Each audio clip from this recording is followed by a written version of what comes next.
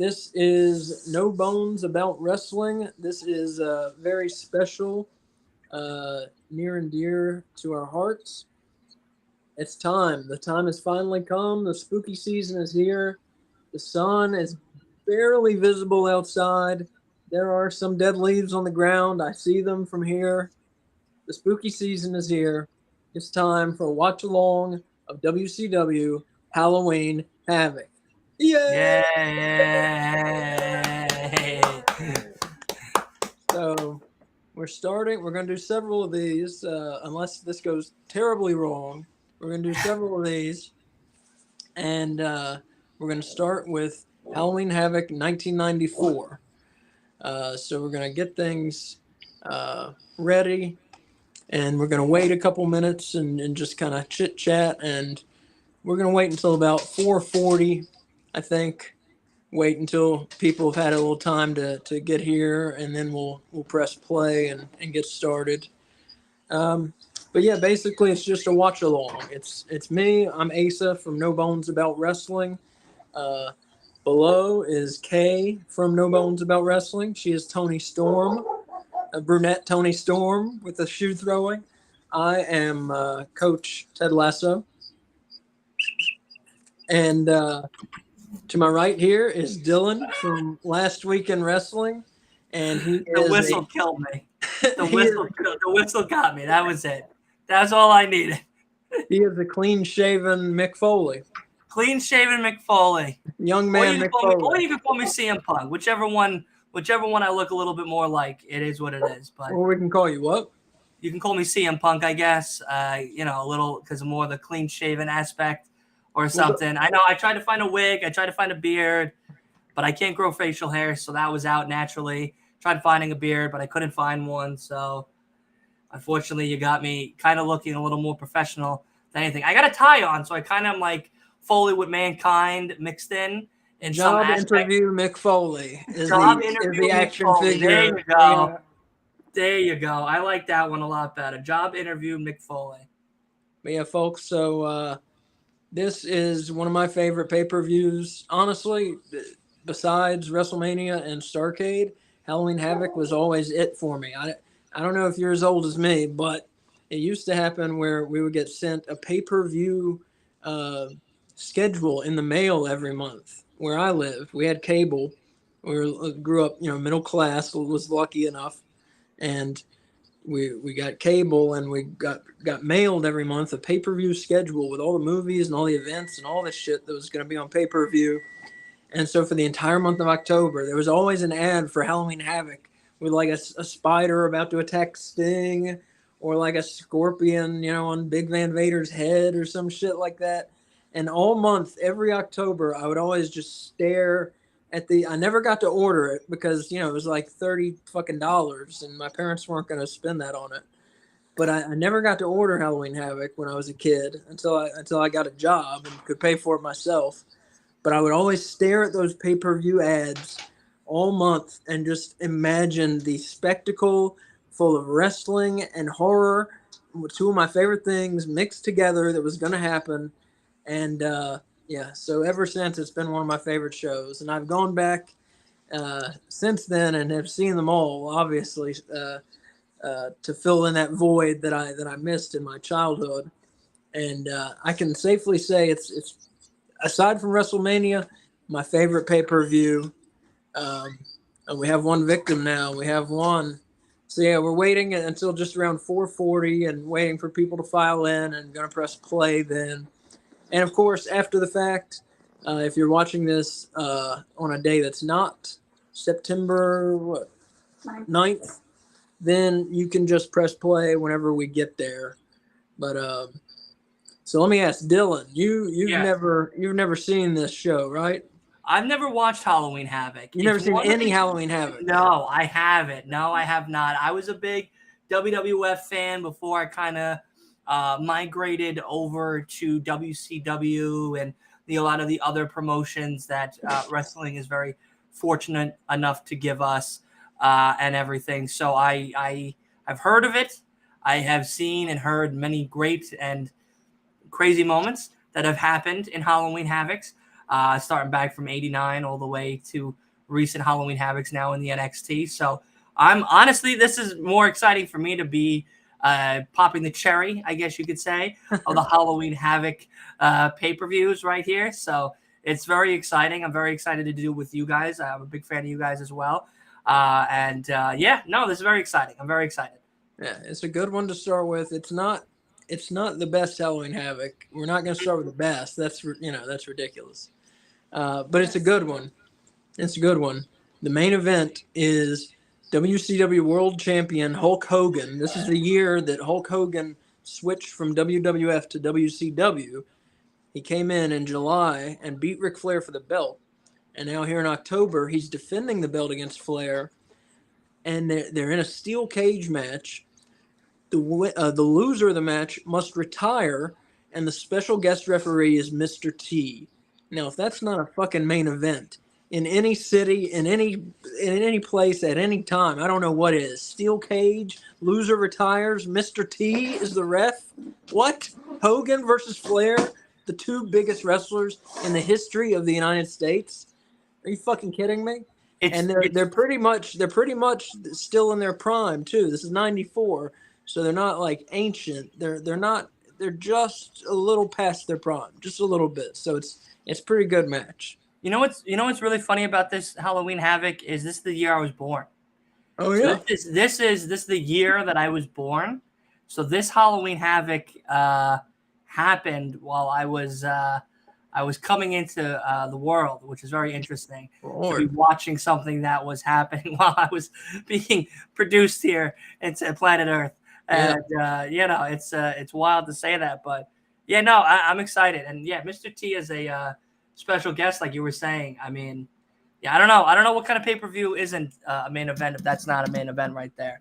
Yeah. Honestly, it's almost kind of reminds me of what we saw recently with Cena as a special guest referee against The Miz and LA Knight. So that's very interesting. Mr. T gets a little more involved than Cena did, but I won't say too much more. So we're about 2.5 minutes, and we're gonna start here. So if you're in the lobby, if you're watching us, get your Peacock ready. That sounds dirty.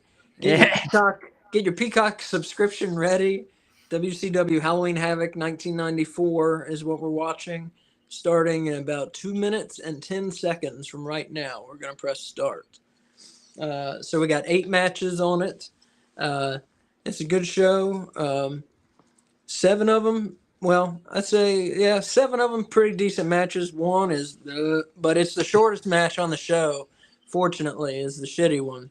So that's fine. You can't win them all. You can't win them all. Oh, 1 second. How do I let you in? Just press the toggle on the. There you go. There you are. I don't have to do it for everyone, right? No. Well, everyone that comes in on the side, yes. Oh, okay. Yeah, not the guests that'll be watching with us, no, but the people that are joining the live stream like we three are, then yes. Yeah. So, Kay, this is you've seen Halloween Havocs with me? Yeah. What are you expecting out of this show? Well, I don't think I've seen this one. So actually the match I'm most looking forward to is the Nasty Boys match. The Nasty Boys. You're a Nasty Boys fan. I'm a huge Nasty Boys fan, and I had them on Halloween. Seems like a perfect mix. It is. Yeah, the Nasty Boys take on Terry Funk and Bunkhouse Buck in this one. And if you think it's funny now, well, if you think Bunkhouse Buck is funny now, wait until you got Terry Funk and Bunkhouse Buck in the same match, and the announcers are trying not to say the word fuck. They're talking about Funk and Buck and Bunkhouse, and trying not to say fuck and Fuckhouse and Buck and Bunk. It's Funk all over the place. They got you can hear them. They're really watching what they're saying. I'm also excited to see technical wrestler. So we got Steve Austin here before he was Stone Cold. So we're starting in 20 seconds here, and we're going to have a countdown from 5. WCW Halloween Havoc 1994. 10 seconds. He's staring at the time. 5, 4, 3, 2, 1. Halloween Havoc. That's All got right, I have started it. I think it lasts long for this. Look at these two.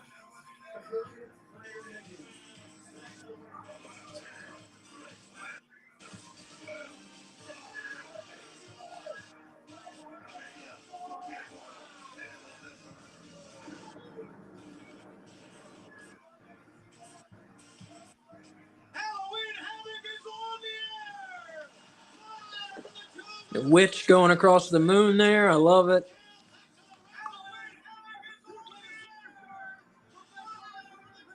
There's Muhammad Ali in the front row.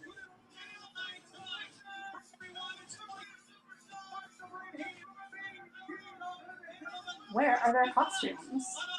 Yeah, a lot of times the announcers would wear costumes, but they didn't this year for some reason. Oh, that's the one that's over there. And the others will watch that. You'll see the announcers wear costumes a lot of times. That's okay. We have costumes. That's true. That's great that that's Tony Schiavone. Oh yeah, That's so funny that that's Tony Schiavone. In one He of the looks Halloween different, doesn't he? Havocs, he dresses Yeah, he just is missing the beard. He's got a good mullet going on. Bobby the Brain. Bobby the Brain.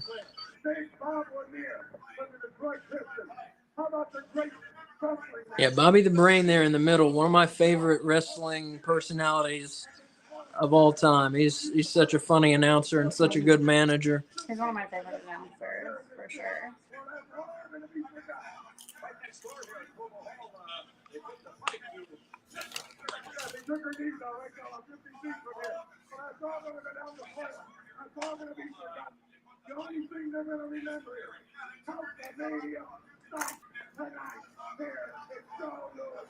So is he managing Flair?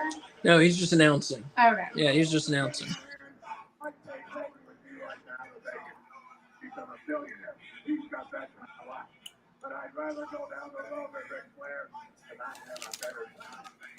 So that's not a gimmick. I think Heenan actually did have neck surgery. It looks much better than Roderick Strong's neck brace. Well, that's because this is real. Yeah. I believe it is. Phone number is no longer active, folks. Yeah. I'm sorry.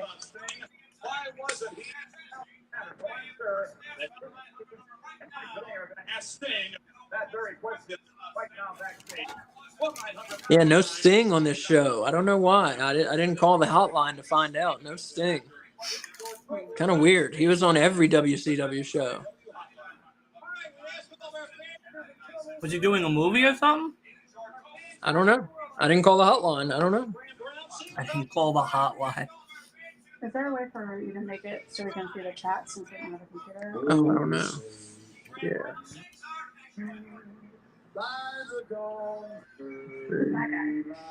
He's the guy that's singing the. Some dude. Alright. Some dude. With the long costume.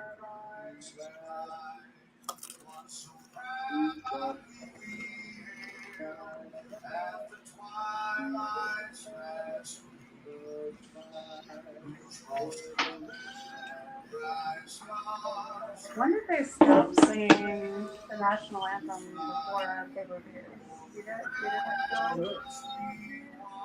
WCW. Sean, what's going on, buddy? Hey, John. Hey.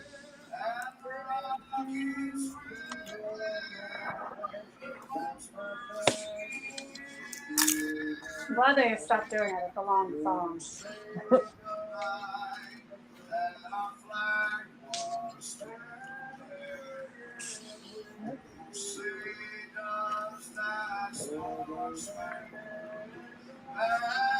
Dylan, once your mouth's not full, you gotta tell me what you're snacking on. Huh? Oh, yeah, chips from Chipotle. I got Chipotle. All right, let's watch some fucking wrestling. We got fireworks. Or a firework. No, multiple There you go. fireworks. There's some fireworks.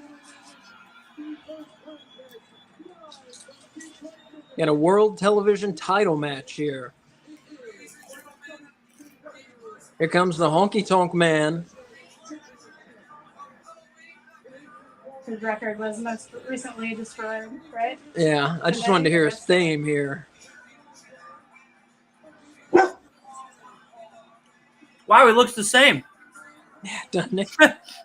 He does not age. Oh, the ghost comes along with the Honky Tonk Man. So, yeah, Honky Tonk Man, his Intercontinental title reign record was just beaten the other day by Gunther in the WWE. How about today? I think it was Friday or. Today. Oh, Today. it was today. No, it was today. It's today. Today. Yeah. Wow, what a coincidence. His record was just beaten today. Can we talk Yep. about At the end of today, he will be officially the longest reigning IC champion since the Honky Tonk Man. Here comes Johnny B. Bad, whose gimmick is that he looks like Little Richard, and I believe he has fake vampire teeth in. Oh, look at it. And he has a spider web cape. That's awesome. That's hilarious. And he's got firework bad blasters. Always the showman.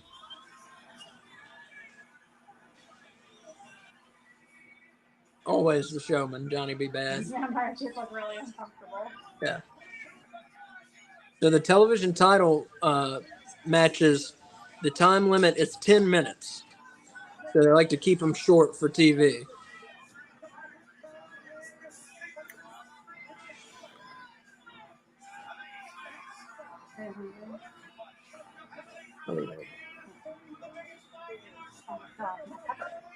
I would love to have that robe that Johnny B. Bad has. Right? It's pretty sweet. Somebody lovingly crafted that "Have a Bad Day" robe. Yeah. And here's the Bad Blaster. Didn't he blind someone, like fake blind someone with the bad blaster? He did at one point, a year prior to this, he fake blinded Max Payne by shooting the Bad Blaster off right in his face. Is that the incident that led to the blind? There we go. Blind match? Or was No, that was in WWF. Yeah. People love the Bad Blaster. I love bad blaster. Honky Tonk Man doesn't know what to make of it all. It's like an Elvis Fred Flintstone.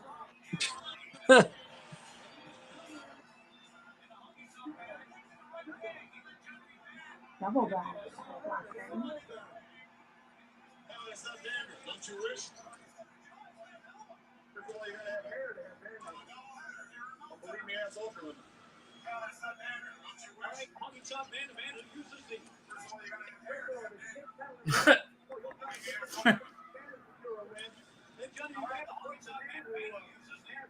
You're trying to figure out how to put the chat on the screen? No, I'm doing it a different way. I'm just opening it on the laptop here. Okay. Oh yeah, thank you. Yeah.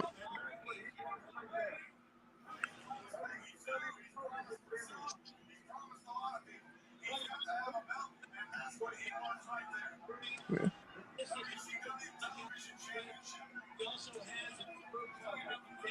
Johnny B. Bad reminds me of Freddie Mercury if Freddie Mercury decided to become a wrestler instead of the lead singer of Queen.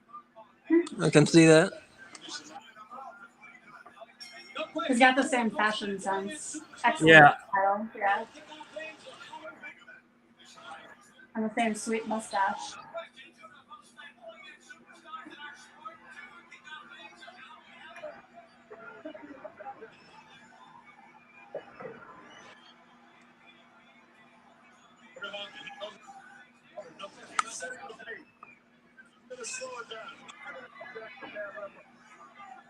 I'm not surprised that the WWE wanted Honky Tonk record erased from history, since most people abbreviate his name to just Honky. Yeah.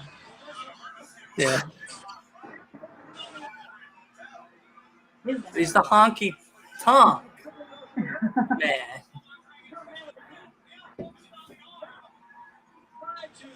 That's about as athletic as the Honky Tonk Man gets right there, what we just saw.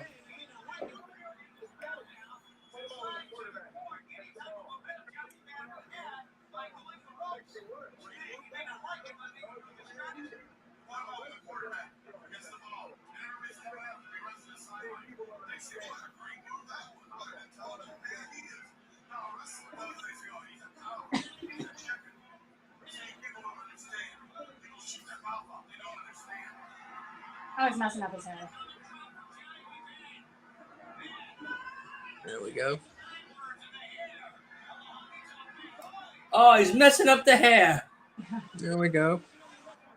Oh, your boy. There's Sting. There he is. Oh, that's why he wasn't on the show, because he was on the phone line. Sucks. You call the hotline to find out why Sting's not on the show, and it's just because he's on the He hotline. answers the phone. That'd be pretty exciting. Hi, this is Sting. I'm going to direct your call.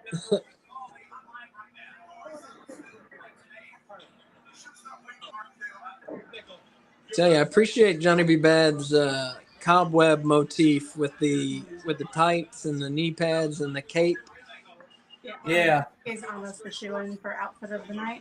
Yeah, you're giving an outfit of the I'm night. giving it, yes. Okay. And then I'm giving an overall thematic costume rating to the show. Okay. Fun rating. All right. I like that. I like that. I think we could also rate the set.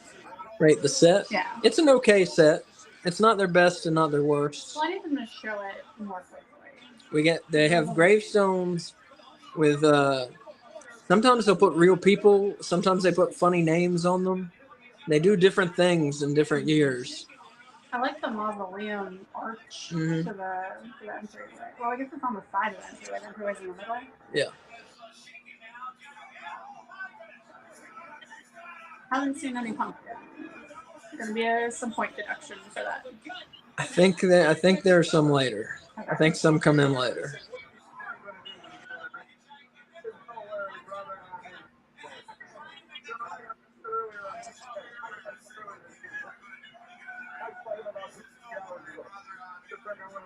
Pretty packed there in Detroit. Yeah. Hogan versus Flair, that'll sell some fucking tickets, man.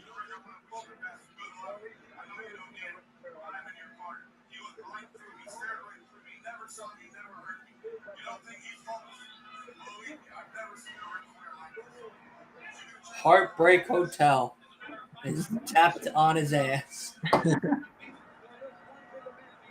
I like Honky. Yeah, he's funny. Yeah, he's good. He's a good heel.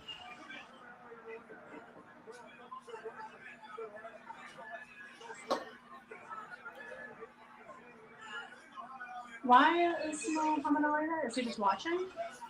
I think just because they wanted a celebrity to be there, yeah. Oh, Yeah, he's just watching, yeah. oh, okay.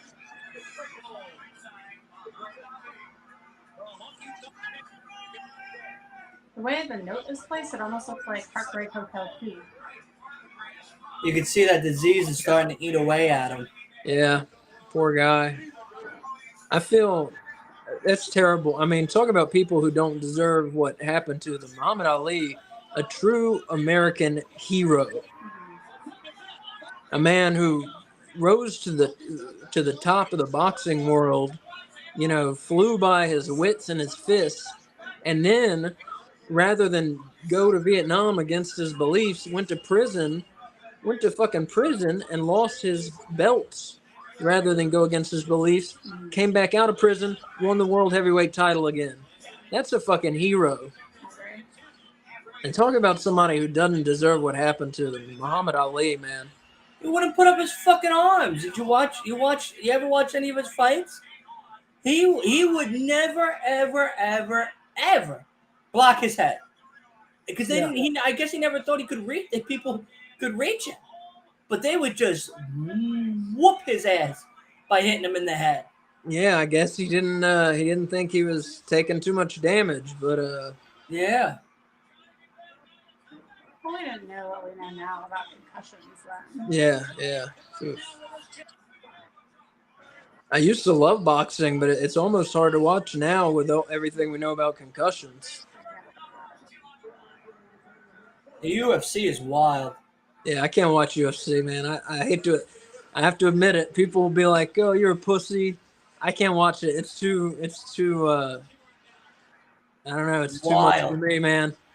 I prefer my fighting predetermined and choreographed. Yeah. I like football. Football's about as rough as I like a sport. Wrestling, if wrestling counts, but wrestling's not supposed to be rough. If pro wrestling gets rough, you fucked up. You fucked something up.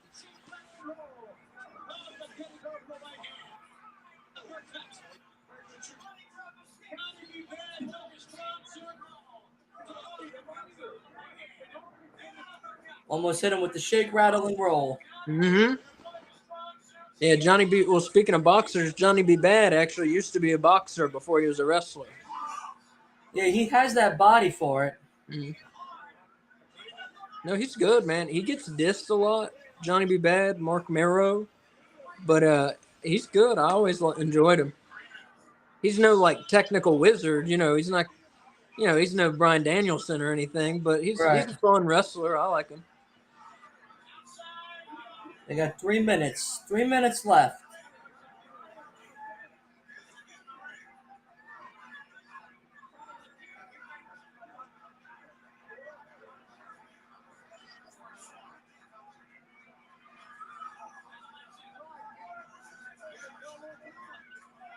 Yeah, this one for the TV title. If you're just tuned in, Johnny B. Bad's world television title. It's a 10-minute time limit they deal with here.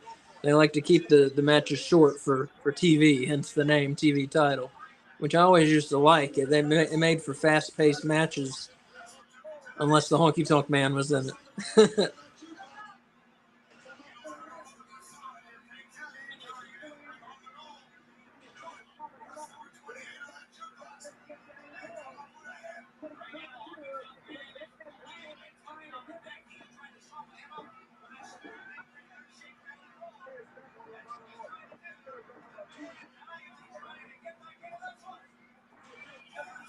Like loincloth superintendent got going on. Mhm. That really went out of fashion. So you used to see that kind of a lot, like a decorative flax on the front and back Mhm. of wrestler trunks. Well, Buddy Matthews wore that type of a little longer, but he wore that type of thing in WWE. Oh, did he? Yeah, Buddy Matthews when he was Buddy Murphy. Murphy, yeah. Huh, I don't remember that. I thought he just wore the torn shorts like he does now. No, it was. I swear he had something like that on the front. Yeah.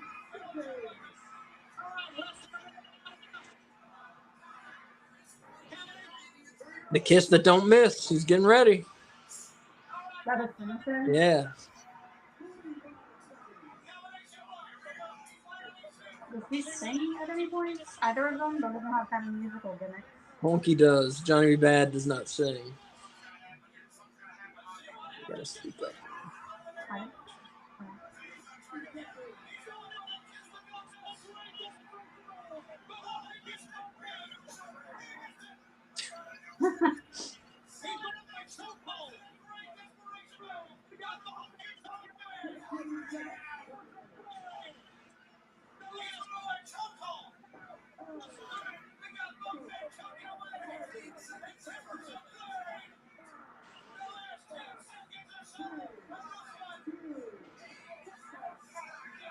Yep. We got us a draw. What an exciting way to start your pay-per-view. Yeah, start your pay-per-view with a draw. Time limit draw.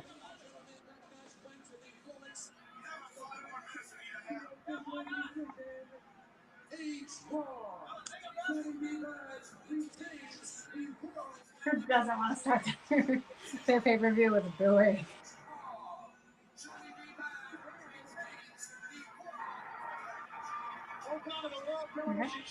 So if you've just tuned in, we're just about 19 minutes and 10 seconds into the show. Halloween Havoc 94. I'm sure you can find your place.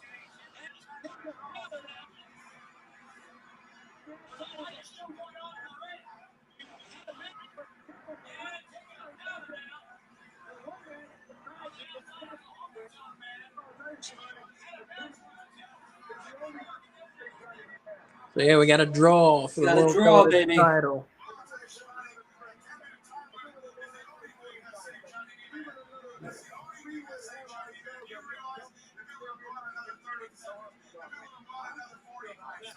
Shut up, Brian. Who's Brian? Bobby. Oh.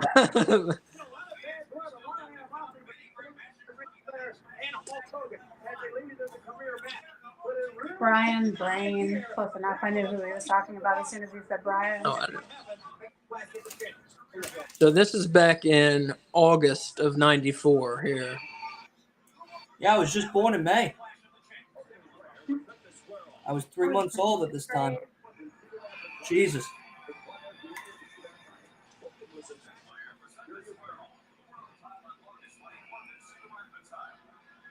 Jimmy Hart. We just saw Jimmy Hart at where was he? Where were we? In Winston? We're in Winston. Yeah, here in Winston-Salem at an independent show last month. Or no, it wasn't Winston. No, it was Louisville, Yeah. Louisville, North Carolina. He came out and he sung a little. He sang for like 10 seconds for us. But yeah, somebody came out and did a sneak job to Hulk Hogan's knee. And then Hogan was in the main event against Flair. Valiantly showed up to defend the belt. Was this before or after the Nancy Kerrigan incident? This is after they Yeah, copied. copied Yeah, they it. copied the Nancy Kerrigan figure skating attack. We need to get managers in some Airbrush suits like that with their wrestler face on the back. That's pretty sweet. I agree. Oh, this is when I identified him by his mustache. Mm-hmm. Phil and I knew who that was based on his mustache. Isn't that impressive? Who is it? It's Rick Rude. You can see the Rick Rude stash. No, that's you're thinking of something Oh, different, never mind. It's a babe. different mask man thing. Never mind. Something Not totally Rick Rude. different. Not Rick Rude. I lied to you. Not impressive. That was Halloween Havoc, but not this. There are multiple Halloween Havoc masked man angles. Yes.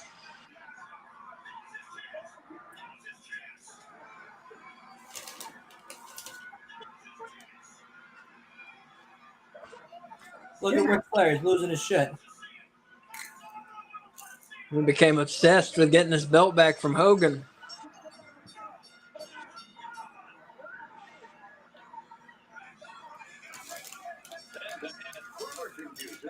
It's directly Michael Jordan's. Mm-hmm. Yeah, he had a restaurant. Jordan used to have a restaurant in Chicago. That's it. There's Mr. T. Yep. Well, my questions seem to be answered, and hopefully they will tonight. Number one, who's fighting? Michael Jordan's restaurant. What What the hell are you doing? I'm combing my mustache. Gotta look nice for the nice people, you know? Oh, Ripley likes that. You like it? You hear the whistle? Yeah, you can't get there.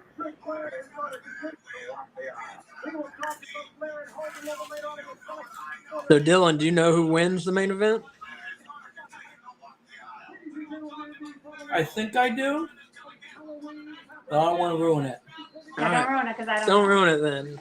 Oh, here we got some up close Greystone. We got an RIP.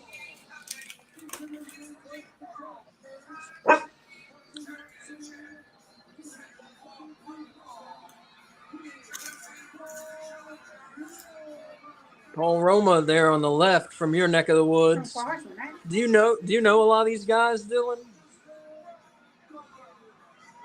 Some of these guys, like, you don't go back and watch old WCW a lot, right? Not a lot, once in a while, but I didn't know Roman was in my neck of the woods. Oh yeah, he's from New York. I mean, not Long Island, I don't think, but New York. Yeah, we were talking about this yesterday when we were watching Rampage. What's up with all the wrestlers from Long Island? There's like Listen, W. The talent comes from the best island. It's all right. Impressive. Look at MJF. Enough said. Is that their normal costume or is that Halloween? We got the best comedian, Decorated. Jerry Seinfeld. We got the best singer, piano player. Jerry Billy Seinfeld Joel. from Long Island? Mm-hmm. I didn't know that. Billy Joel, yeah. No. But now he's not a Long Islander anymore because he sold his Long Island home. So fuck Billy Joel. Stars and Stripes, I loved them when I was a kid. Who's the mask guy? So the masked guy is the Patriot. A guy, I always wondered who he was when I was a kid. You know, who's the Patriot? I thought he was somebody else. When he's nobody else you know. He's a guy named Del Wilkes. That's it. He's not. You just know him from being the Patriot. He's not known for any other angle. But he's good, the Patriot.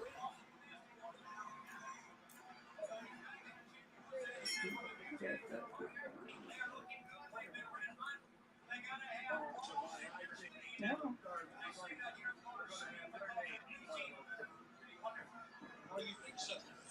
And Paul Orndorff in the ring there for pretty wonderful.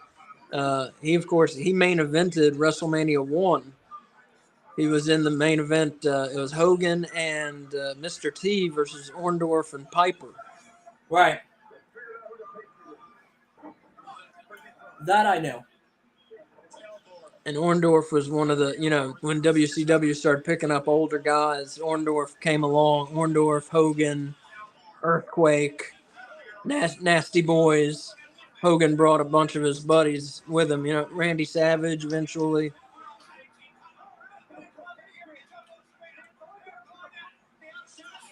But isn't it true that Randy Savage wasn't going to go to WCW, and the only reason why he went was because Vince didn't want to pay him a couple dollars more?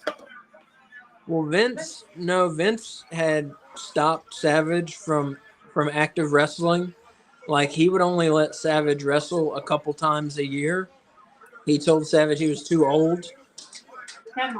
And this is in he had him on commentary, yeah. And this is in I remember the old Monday Night Raw. Yeah, and that's in 93. He told him he was too old. And then, of course, Savage goes to WCW and has a career for 6 more years after that. So he showed his ass. Yeah, Savage didn't look bad. No, he was Still could do it. Yeah, physically he was there until about 99. He started to kind of degrade a little, started to get injured more and not go as much. But I mean, for at least 5 years, he was still performing very well, I thought, in WCW.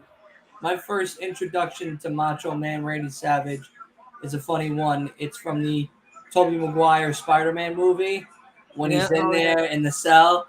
And he's like, I got you for 3 minutes. 3 minutes of playtime. What's his name in that? It's Bone Crusher. Bone Saw. Bone Saw or Bone Crusher? Bone Saw. Spider-Man. 2002 Spider-Man with Tobey Maguire. Yeah. It was You're going nowhere. Yeah, Paul Roma in the ring there in the red is infamous. He's commonly known as the worst of the Four Horsemen. So he was, he was a Four Horseman for about a little less than a year, but he's pretty commonly known as the worst Four Horseman ever. Why is that? Just his wrestling ability. And people say he has no charisma. And he never got any time on the mic, so if he had any charisma, he never got a chance to really display it. I mean, he's okay in the ring. He's not like garbage. He's not selling well, I'll tell you that. No, yeah, the selling was never his thing. Yeah, he's not. He's not great. He's not great, but he's not. He's not terrible. He's not the worst. Yeah, right. He's not terrible, but he's not great. Yeah. But the Horsemen, you think greatness. That's the thing. I mean, usually it was, Ric Flair, Sid Vicious, Arn Anderson, Tully Blanchard, Ole Anderson. Oh, yeah. People like this. Sting. Sting was a Horseman. Yes, he was. It's such a weird angle. Very briefly. He fell for their trick because he's in dumb baby face. Both Sidewall's going to be at WrestleCade this year. Oh, yeah. And Surfer Sting. Not the Sting that we know him to be with the black and white paint. Right. Yeah, this was still blonde, flat top Surfer Sting.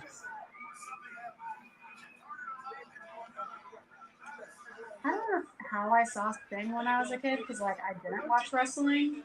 So I knew Randy Savage, Sergeant Slaughter, and Hulk Hogan from, commercials and G.I. Joe. But when I like my whole life. When I picture a wrestler, when someone's talking about a professional wrestler, I picture Surfer Sting. I don't know where that came from. Isn't that weird? Because he didn't really do commercials, did he? None that I can think of. He did commercials for like WCW video games. I grew up in a neighborhood with like all boys, so all my friends growing up were boys. I wonder if one of them had an action figure. Sure. Most likely.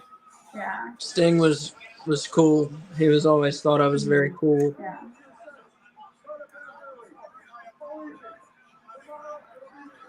He was WCW's most popular wrestler. Usually either him or Flair would trade it back, you know. Mhm.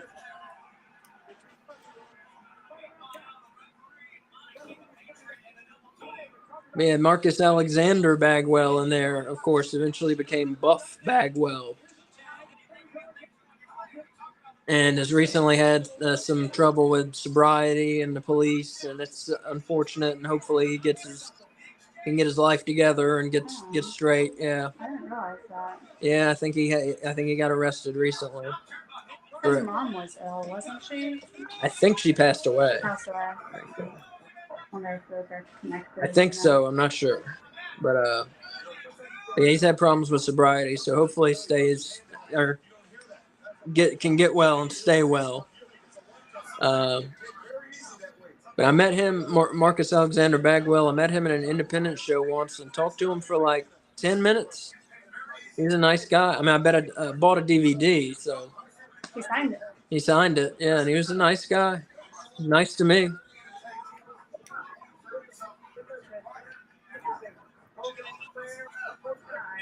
So I made it colder in the house for you. Over your jacket. Let's make it a little warmer. Bring me a moment, dude. Talk to him about his, mostly about his time in WCW. This was when I met him. It was in '01, just after the WCW invasion angle didn't work in WWE, and I asked him why he wasn't in WWE, and he didn't really want to talk about that.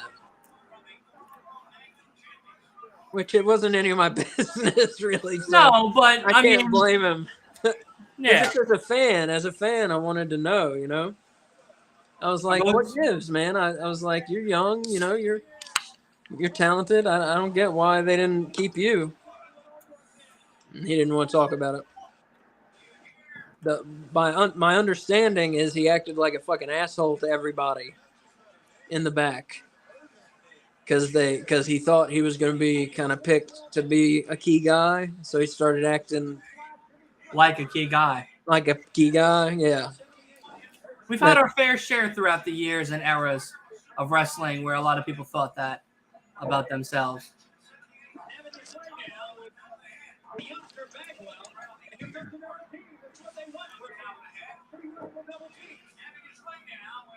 I feel like you have to be like so comfortable with the unknown as a professional wrestler. It's not like an actor where you get to read the script ahead of time. Like from week to week, you don't know what's going to go on with your character and that's your career. That has to be so stressful. Well, if you're with a good company, they have long-term planning. I mean, if you're with a good company, you do know. You know months ahead of time. Even for not like major players. No. Yeah, so that's what I'm saying. Like on the whole, because the majority of people in the wrestling company aren't the major players. You know, Right. they're usually few and far between, and so Yeah. to just like show up to work that day and like not know if you're gonna have a match necessarily. Jesus. That's how AEW seems. From the All Access show, you know, like with Sammy, like he would show up and not know if he was gonna have a match that night. Sometimes, you know, he'd be like waiting around to find out. Did that show get canceled? No, they finished their episodes. Oh, okay. They didn't do very many, or maybe I just missed some. I think they did 6. Maybe they did. So, Dylan, what are you thinking about Stars and Stripes versus Pretty Wonderful? What are you feeling? I mean, they're selling a lot better than the other two. I tell you that. Like, Pretty Wonderful is pretty bad. Mike Roma is very not interesting to watch. I can understand why he was excluded from the Four Horsemen. Yeah, pretty quickly. Yeah, pretty bland. Very. I hate to say, yeah. Both Bagwell Like his partner sells. His Oh, yeah. partner sells. His partner's Yeah, it's- very interesting. Oh yeah, But, like- Paul Orndorff's a pro, man. He's a pro. Yeah, but Mike is just Paul. Paul. They're both Paul. Oh, yeah. Paul number 2 is bad. It's bad. And the fans used to get them mad. They would chant Paula. They would Yeah, call I them. would probably chant Paula too. They would call them Paula. Yeah. Paula Roma. Yeah. Yeah. Yeah. Yeah. I'm surprised that the people in the audience aren't dressed in costume. Yeah, you would think so. It was 8 days before Halloween '94. Well, like you go to a show called Halloween Havoc, you would think, especially the kids, like some of them have the Hogan headbands on, but I don't think they're dressed like It's not 8 days before Halloween. This is August 21st. No, this show. Yeah, it's August 21st. No, it's October 23rd. Oh. The August thing was that they were showing a clip. Yeah, from Clash. Yeah, no, dude, this is October 23rd, '94.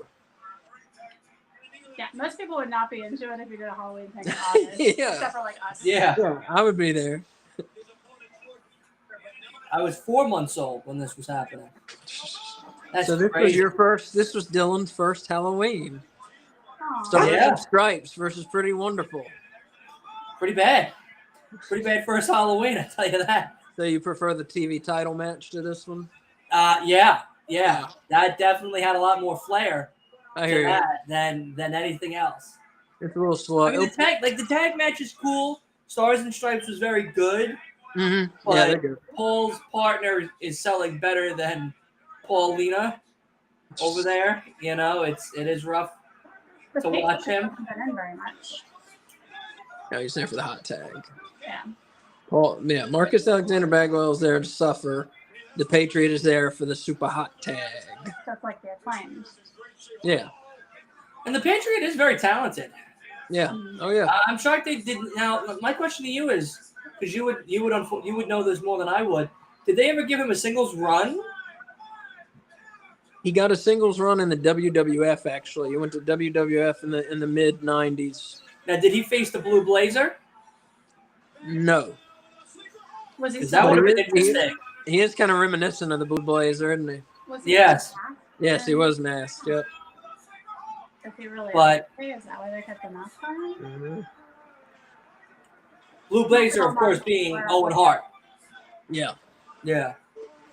For Well, those who no, don't know and want to know a little history about Owen Hart at one point was called the Blue Blazer. Eat your vitamins, kids, and drink your milk. And it looked very much like the Patriot, except everything was blue. Blue. Yep. God rest Owen Hart's soul. Yeah, that was Great and absolute talent.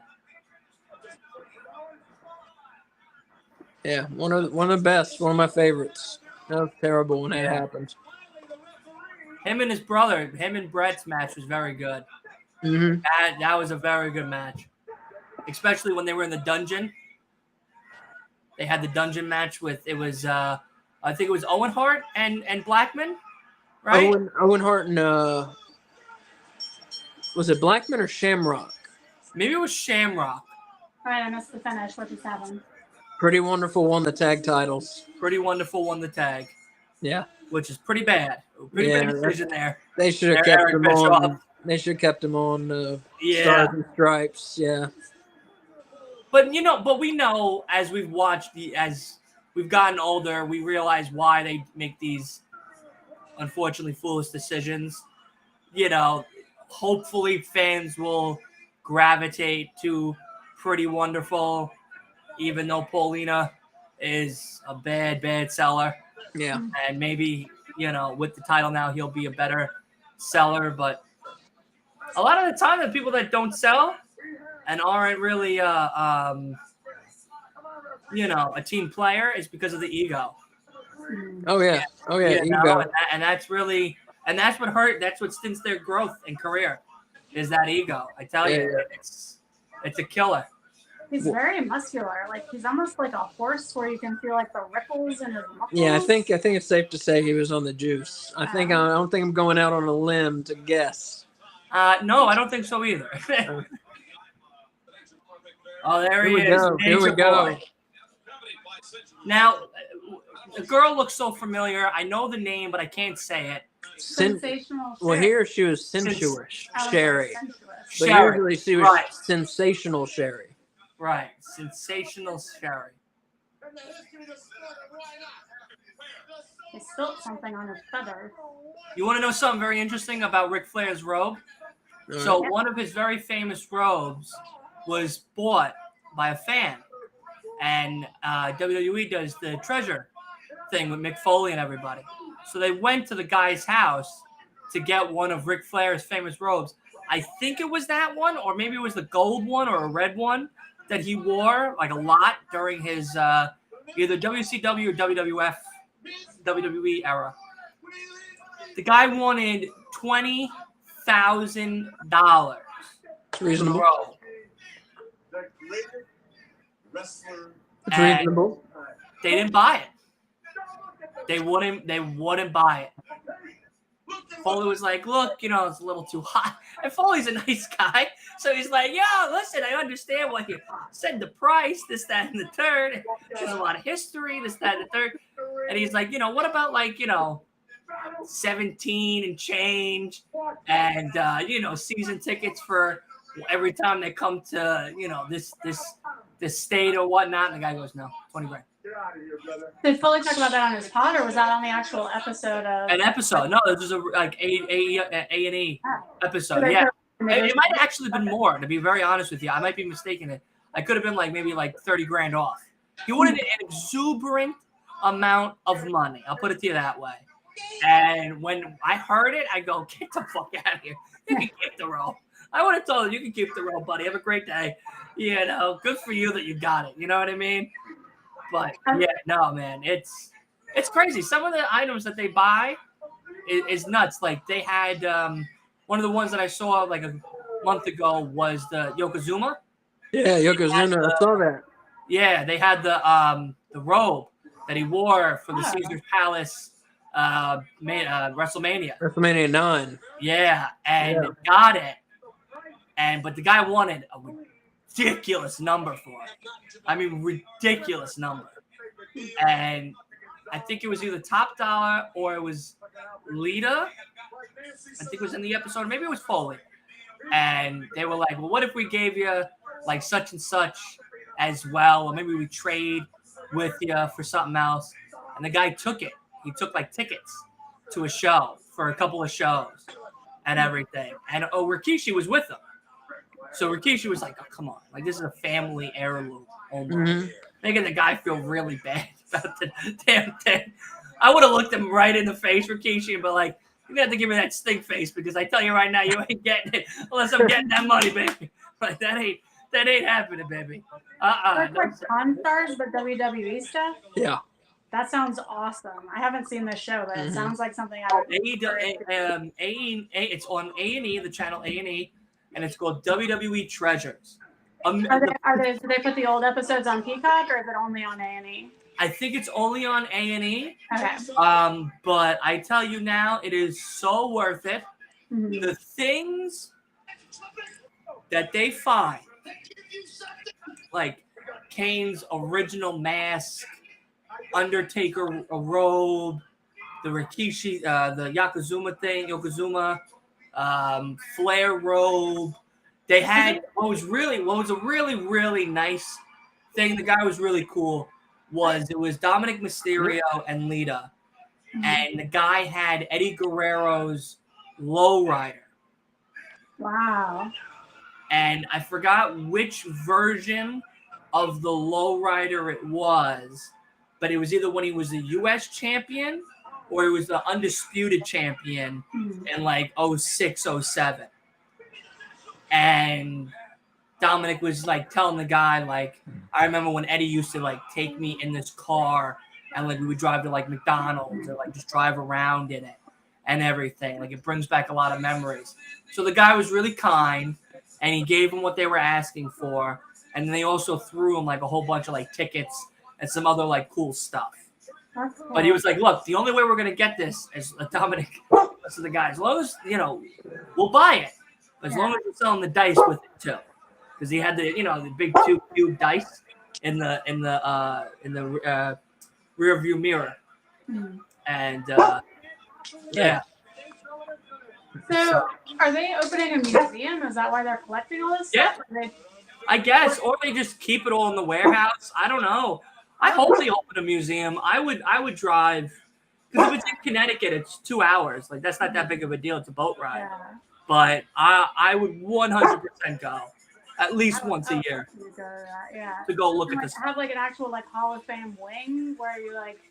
Yeah, kind of like how they do it in Yankee Stadium would be cool. Because like in the new Yankee Stadium, when they built it, my father and I went, and we went through the Hall of Fame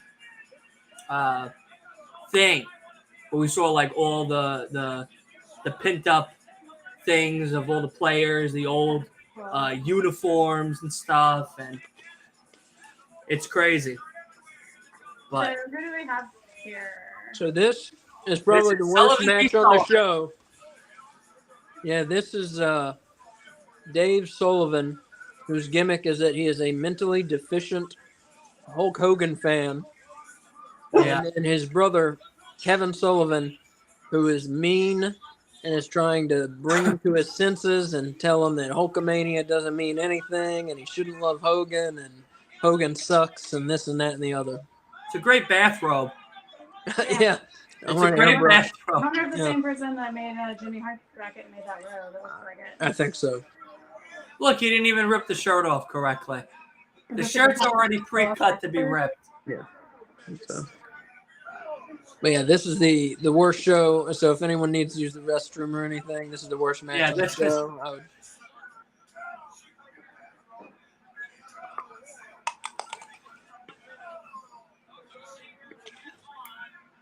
Now that A&E Treasures thing, that's really cool.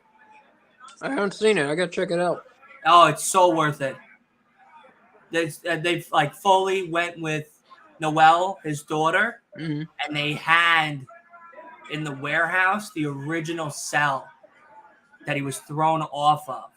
Oh, I did see that. I saw a bit of that. I wonder when I saw that. Probably either TikTok or Instagram or something. Something like that. Yeah, I saw that. And he was like, "Oh, it's giving me chills" or something like that. Yeah, he was crying. Yeah. Yeah, well, you gotta realize, like, that cell propelled him to, like, I mean, he was already a star as Mankind. But that one moment with The Undertaker propelled him to even bigger heights than he was before Cactus Jack gimmick was introduced to WWF and Dude Love. Well, that's when people started bringing around like Foley is God signs. Yeah. After that shit. Like before, they were like, "Yeah, I like Cactus Jack. He's awesome." And then after that, it was like Foley is God. Yeah. He is the one. And I don't think he would have won the WWF title if it weren't for the Hell in a Cell, you know? Yeah, I don't know. I mean, I was listening to because he's been doing a lot of the best of volumes, because he's been doing a lot of like tours and stuff recently. So Conrad and him have been doing a lot of the episodes like combined and stuff to put out volumes just as like weekly episodes until they can get back together again to record a new one. Mm-hmm. And they talked about that in length, actually, on the episode I was listening to today. And he was like, not for nothing, without The Undertaker, Mankind would have just probably sat in that dungeon and there would have been nothing for me. Like Vince didn't want him at all. Only JR was the only one rooting for him. It's like, "Oh, Vince, you got to see this guy. He's out of his mind over here on this indie scene." And he's like, "All right, we'll bring him in, but we're putting him in a mask." Yeah. You want to show 'em? Here, Kay made little jack-o'-lantern peppers, little stuffed peppers. That is awesome. Those are awesome. Thanks. Yeah, I think I'm gonna Good do a for themed. you. I'm gonna do a That's themed really snack cool. Ooh, they look good. for They every smell good too. Halloween Havoc that we do. I'm gonna do a different spooky themed snack. All right, I'm That, gonna eat I like that. every I had spooky Chipotle thing. like a jerk off, a non-spooky food. You know, I just had regular food like a jerk off.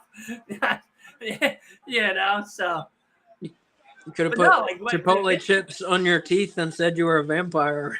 I know. I'm going back to the Halloween store when we do another one of these. Yeah. Because I'm gonna get myself a different costume. I'm gonna maybe do something spooky the next time around. Yeah. But no, like JR was like, no, you should bring him in. He's like, all right, I'll bring him in, but we're covering up his face. And I'm like, Jesus Christ, that's what you were told? Like you're gonna be covered up and shit? I don't think I would want to sign. And then he told JR, and he was like, this is going to be your problem if he fails. And I want you to feel how heartbroken you'll be when he fails in my What are company. you talking about? Mick Foley. Vince McMahon about Mick Jim Foley. Ross. He didn't want to sign Mick Foley, Vince, at all. JR was the only one that kept hounding Vince McMahon. So when Vince finally said yes, he goes, all right, but we're covering up his face. And when he fails, it's on you. I want nothing to do with this man. And you will learn, you're going to feel what it feels like to have your heart broken by somebody you believe in. Wow. And I'm so happy Vince got to eat those fucking words, man. Did we just get a count out? Yep. Dave Sullivan won the match. He upset his brother Kevin, won by count out. So we've had 3 matches. The first one was a time limit draw. The First one was good. I'm not gonna lie to you. The first one was good. First one was good, but I mean, Yeah, the first one was time limit good. draw. Not a big fan of that finish. So it's uphill from here. Yeah, because The the last- second one was The last 2 Okay. matches were the worst 2 matches on the show. yeah. This one this is 0. This Yeah. is That a was straight. nothing. This is straight. I can't remember what's Tuesday. next, but I know it's uphill from here. I know it is. Yeah. Impossible not to be uphill from here. Yes. You know that it was either Russo or Cornette that pitched McFoley, the 3 faces of Foley, and it wasn't McFoley. I did not know that. Yes. So I He do was them all at talking about once, you that. mean? Yeah, because he was like, why don't you do – because he had Mankind, because that was Vince Russo was the one that pitched to Mankind. And he goes, we're going to put this thing on you, and you're going to play with a rat in the dungeon or the basement of the stadium that we're going to be in. Sounds like a Vince And he was Russo like, all idea. right, yeah, like, great idea. So that went over really well. Then I think Cornette pitched him Dude Love. No, Dude Love Mick Foley made up when he was a Okay, kid on Long Island. So then it was Cornette or it was Vince or a combo of both, where then when Dude Love was introduced by Foley, because he already had Cactus Jack. Yeah. Cactus Jack was an ode to his father, which is really cool. And then when he brought in Dude Love and then he brought in Cactus Jack, it was either Vince or it was Cornette, or maybe both, that said you could do the 3 phases of Foley and the Royal Rumble. That's cool. And he was That's like, cool. so I'm going to get eliminated 3 times as 3 different one of my characters. Like, yeah, but it's genius, bro. It's genius. You know? So yeah, this is next. Arn Anderson versus Dustin Rhodes. So all right. Now that's a big step good. up. Yeah. Big step up from Dave versus Kevin Sullivan. Look at Dustin Rhodes.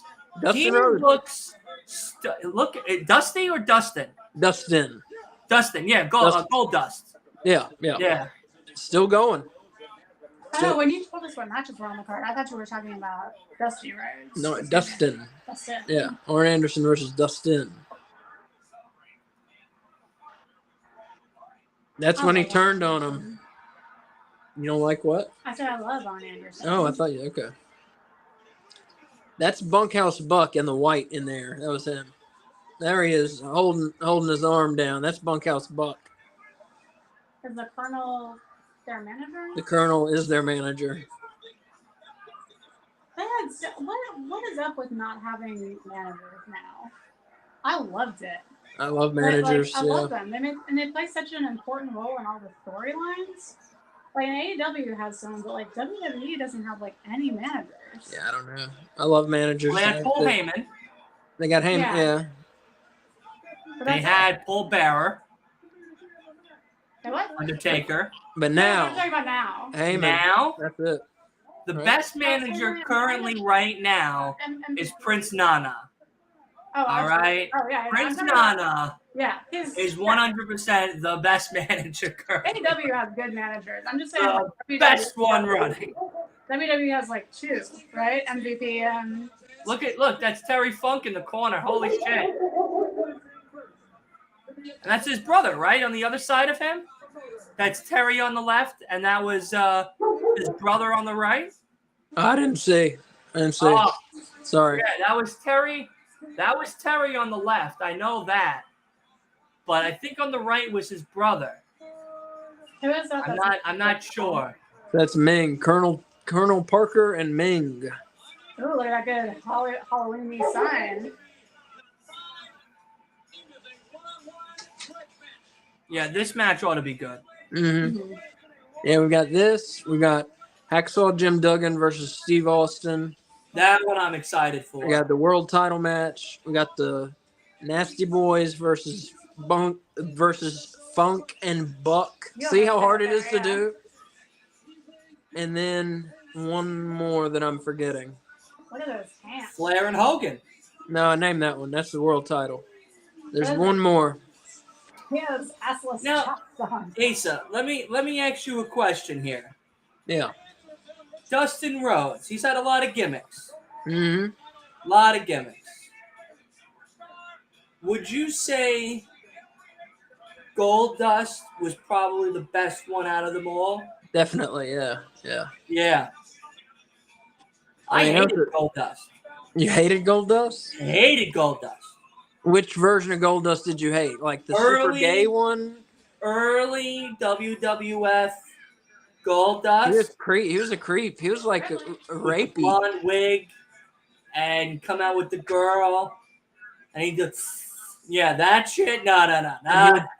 He would, have crushes on the male performers and Yeah, no. touch people when they I didn't didn't want to like- be touched in ways they Yeah. didn't want to be touched. Yeah. I didn't. I wasn't a fan. Yeah. But when he let himself into the character, Mhm. dressing up as The Rock, dressing up as Booker T, and talking and doing those funny gimmicks, Yeah. I go, all right, I can fuck with Goldust. I can fuck with Goldust now. Because before, I had to call Chris Hansen. Now, I don't have to call Chris Hansen. Well, it did a great feud came out of it. The Goldust and Roddy Piper feud. Yes, a very good feud. So some great feuds came out of it. But yeah, Goldust was such a creepy character, for a while there. You know what's funny about Roddy Piper? What? Hulk Hogan was on a Joe Rogan podcast. I forgot when. But he was talking about how the business works in essence and about like if you had United States title matches on the line too for this card. Yeah. That's right, Sean. All right, good shit, buddy.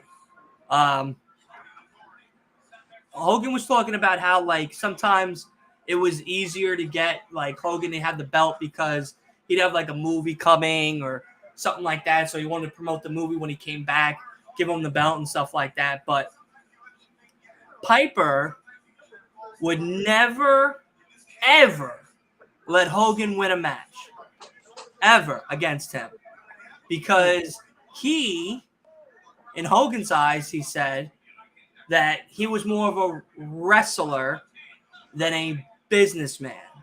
And it's because of his background that Piper grew up on. So when they had a conversation one time in the locker room, Hogan goes over to him and he goes, look, Vince is telling me I'm going to win. I'm going to hit the leg drop, the pin, and that's that. And Piper looked at him. He said he laughed at him. And he said, it's not happening. And he goes, well, but Vince said, like, that's what's going to happen. Because, I don't care what Vince said. It's not happening. So then he had to go back to Vince and tell him, all right, Piper's not cool with me winning. So then he'd have to go back to Piper and go, all right, well, what if we did such and such, but Hogan wins? No, Hogan's not winning is the point I'm trying to make here, Hogan. You're not winning. And he's like, yeah, but you got to realize, like, this is a business. So, like, if I beat you, it only is going to make you look good for when it comes time to a title opportunity, because then I'm going to let you win to get a title if you need to either push something like a movie or a TV show or whatever, or if you just want to be a champion for a while. This is going to give you that heat, that thing that people are wanting out of us as superstars. Mm-hmm. And Piper's like, I don't care. You're not winning. That's it. Like, wow. Like, truly just a not team member, Piper. Like, fuck him. No, you're not winning, buddy. Piper was his own man. That's by all stories. From Ireland, a fighter, a real street brawler.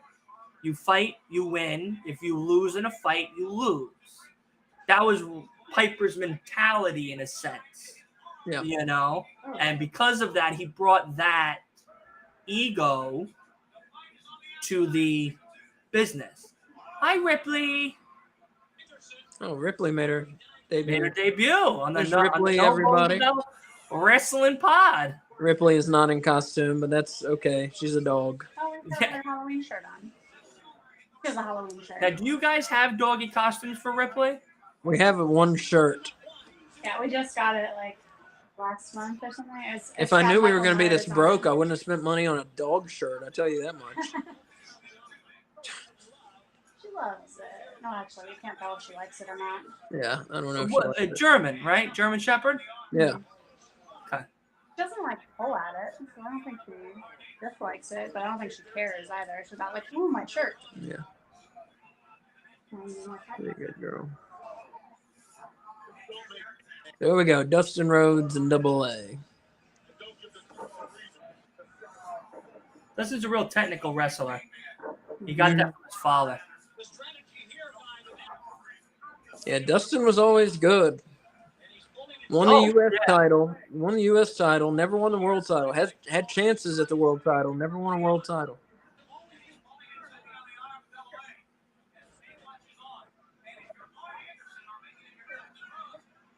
And he's still going. I made a note that Dustin was the only one on the card that we're watching who is still going. Yeah. I mean, Sting too, but yeah. Well, he's not on the card. He's right. not on the No. card. But on the card, yeah. It's good point. Yeah, Sting, he's there. Yeah, he's there. Yeah, Sting's just hanging out. You know what I mean? Yeah. He's just hanging out in the Raptors of the buildings. Like I said, it's weird he wasn't there. Wasn't on the card. Whoa! Shit. That was a tumble. It really was, man. Shit. That's just carpet over concrete. Yeah, and that thin ass fucking mat. Yeah. That's like an old school gymnast mat. I used to, in my aunt's house, their daughters used to do gymnastics, and I tried to wrestle a few of them or whatever on that mat, and I took a bump. I was like, shit, this really hurts. Like, and mind you, like, it's carpet underneath, but underneath the carpet is concrete. So, you take a DDT or you take a slam, and that thin ass mat between the thin ass carpet to that thick ass concrete, that shit hurts.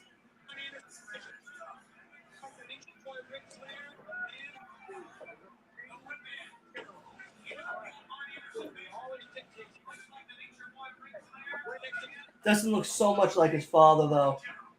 Mm-hmm. Like, so much like Dusty.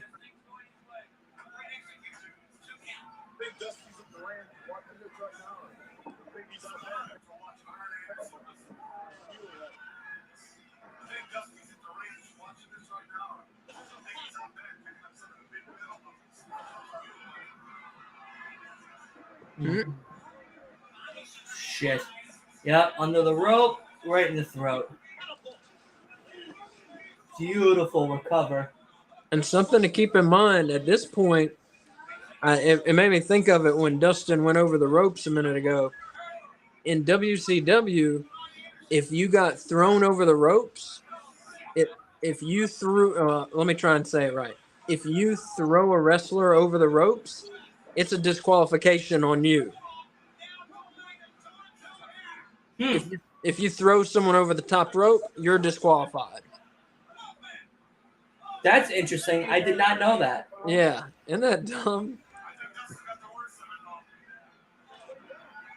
What was what was the thinking behind that? I don't know. Wrestler safety. I forget. I'm trying to think who made that rule. It might have been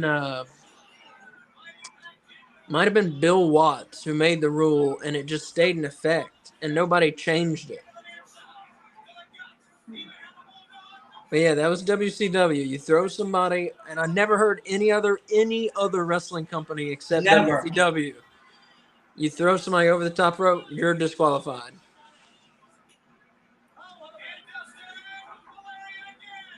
He's quick, Dustin. Yeah, especially for how big he is. Yeah, he's a tall boy. Yeah. I mean, they call him 6'8", but I don't know if he's really that big, but he's like 6'7". 6'6". Yeah, 6'7", yeah. Yeah. He's probably like 2 inches shorter than Shaq. Shaq is what, 6'8"? 6'9"? What happened? We're all There you fine. go. There it is. Are we? Yeah. No, now you're gone again. Hold on, I can't hear you. Asa exited the. Oh, you can't hear me either. Can you hear me? I can hear you. Okay. Yeah, Shaq's what, 6'8"? Dude, Shaq's like 7'1". I thought you were joking. 7'1". I thought you were fucking joking. Yeah, dude. No, Shaq's Yeah. 6'8". Shaq is like 7'1", dude. Yeah. Dustin got him. Wow, That was a 7'1" good on the match. nose. Yeah, 7'1", Wow. 7'1", 7 feet.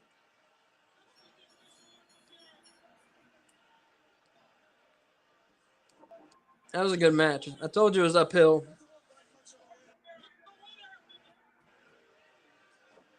And Colonel Parker in there. 6'6", Dustin Rhodes. Dustin, okay. Wow. Taller than that. He does look taller than that. 5 inches shorter than Shaq. That's crazy.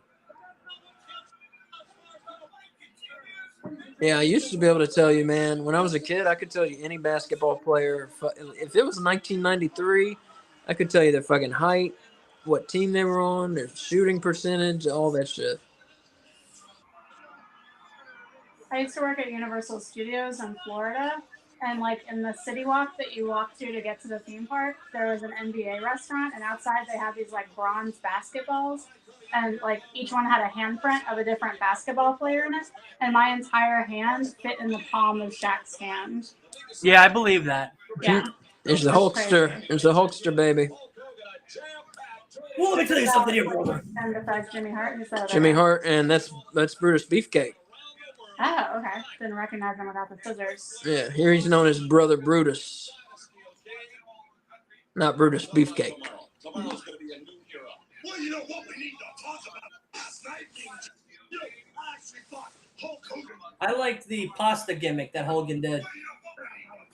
The what gimmick? The pasta gimmick? The Hogan pasta? I know what you're talking about. I don't know. On the first ever WCW episode in Mall of America, you see Hulk Hogan in the cafeteria giving out or sponsoring or whatever Hogan pasta, and it has a catchy name like Brother Pasta or Hulkamania pasta or some shit. And you see him there, like, serving the kids. Oh, like a fucking giant, Was that your Hulk Hogan impression? Yeah. Oh. Yeah, doesn't he do all of that noises and shit? He grunts a lot. He does.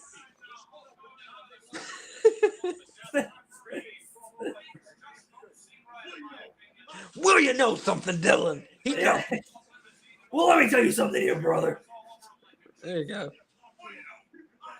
I didn't realize he was so twitchy when he talked. Yeah. Like cocaine. Somebody doesn't make eye contact with you. He's a shady character.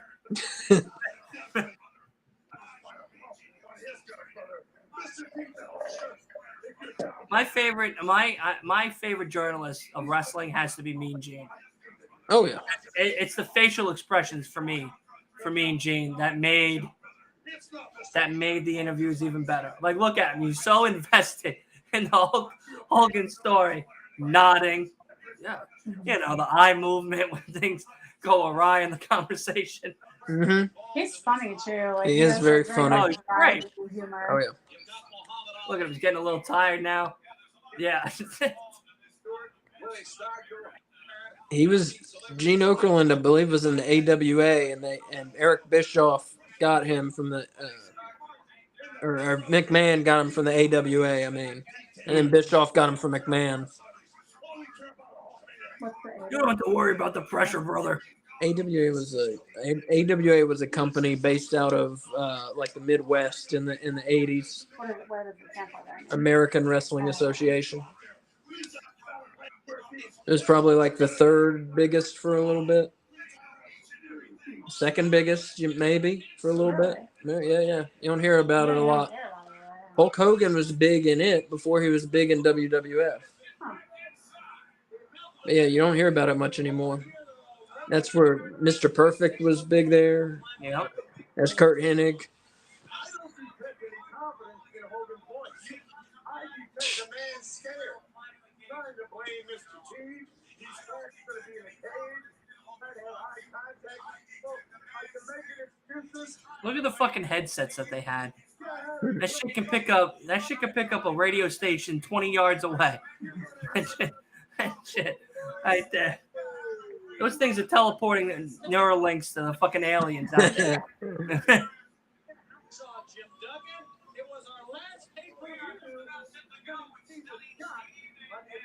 Stunning Steve Austin. Yeah, Austin had the U.S. title.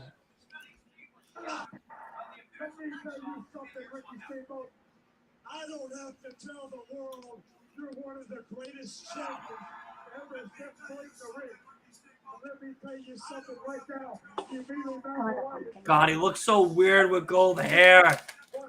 He looks so weird.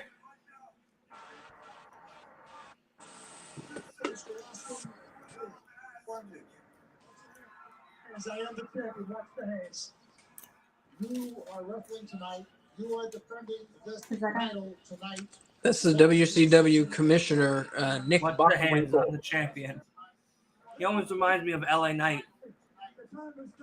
Well, LA Knight took a lot of his, a lot of his mannerisms from Austin and The Rock. You know that last night LA Knight threw shade at Kevin Nash. I read about that, but I didn't catch it when it happened. Yeah. What did he say? I don't So know many what he years said. ago, Kevin Nash said, let's take that word play and use it as an adjective.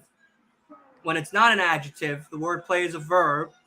And that's what LA Knight said last night. He goes, well, we look at the word play and use it as an adjective. Well, I'm not a moron, so I'm not going to say that. It's a verb. I heard him say that. I just did not get a reference. Like, okay, because I was confused because it seemed out of place, but I guess that makes sense now.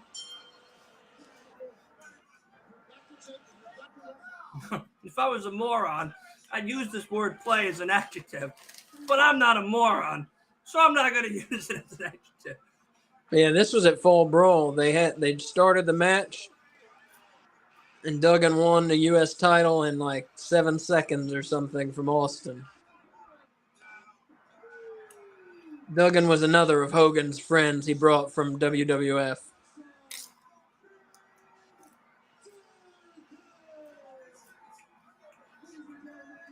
And now Austin gets his rematch. Jesus, Hacksaw looks the same.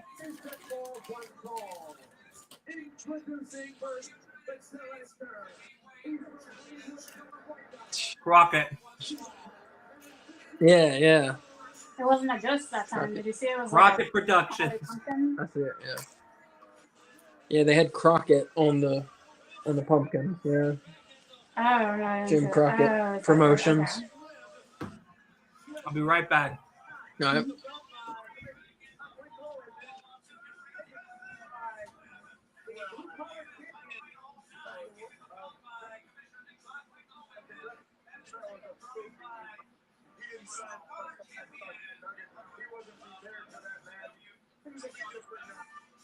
Can't read any of the other tombstones. I see Crockett. That's the only one I can read.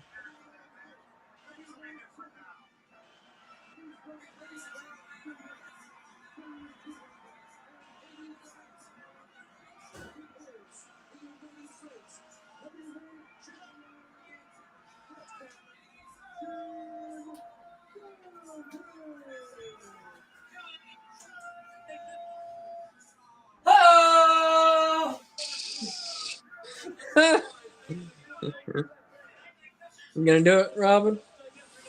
Oh! Yep. The absolute easiest gimmick to mimic. Yeah. Just wave the American flag and shout ho. Nailed it. You know, there was a big Hacksaw Jim Duggan was involved in a big thing and a big deal with the Iron Sheik in the 80s. You heard this, Dylan? I believe so. Where they got caught, they got pulled over by the cops and they got caught Oh, with, yes. they got caught with like pot and coke and something else. And the big deal wasn't that they got caught with drugs. The big deal was that they got caught riding together. Right. You know, because in the 80s, the faces and the heels were still supposed to be separate. Like they were still playing that this was real, and the faces hate the bad guys. Like Duggan and the Iron Sheik were feuding, but here they are riding down the highway together in New York or New Jersey or wherever they are, and got caught together, and that was a very big deal. And Duggan's career kind of took a hit because of that. Sabu and RVD had the same problem. Sabu and RVD were caught. They were pulled over, and there was like a pound of marijuana in the trunk. Oh, I never heard that. Yeah. Yeah. I believe it, but I never heard it.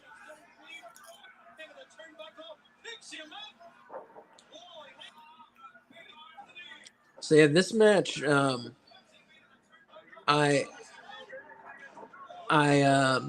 at one point I kind of stopped watching wrestling in high school. You know,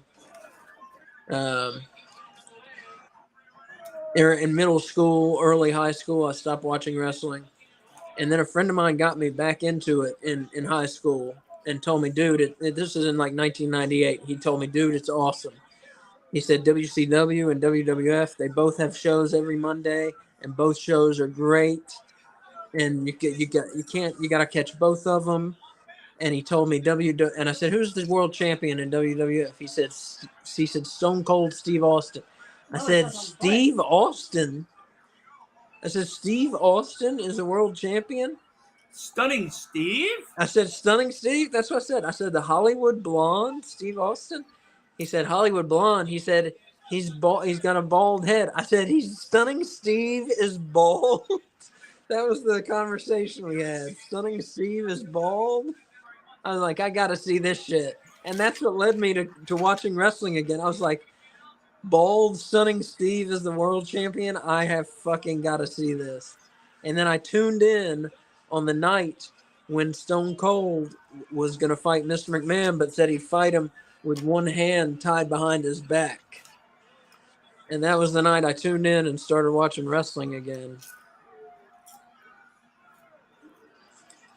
I like how he has U.S. champ on his tights. Who did? Austin? Yeah. Yeah, he was getting pretty good heel push, at this point.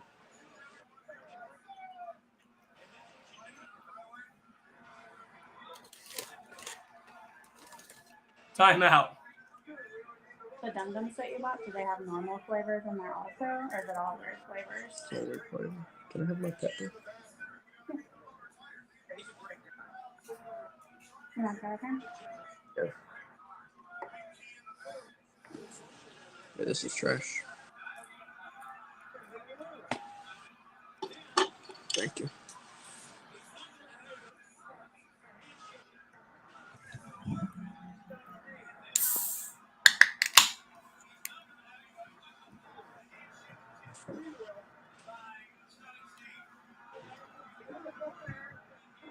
Come on, referee, get him off him. He's in the corner.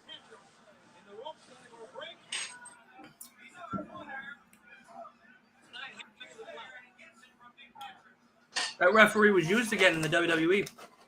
Oh yeah, he's Nick Patrick. He was around forever. Well, he was if you recognize him, he's the referee that became the evil NWO referee. I think I do. He started first. It started out subtle, where the NWO, like he would give the NWO faster counts, but like you wouldn't really be sure, You'd be like, mate, did he just count faster for them? Maybe. And then the weeks would go by, and then eventually the NWO revealed that he had been secretly on the inside and that he was their NWO referee.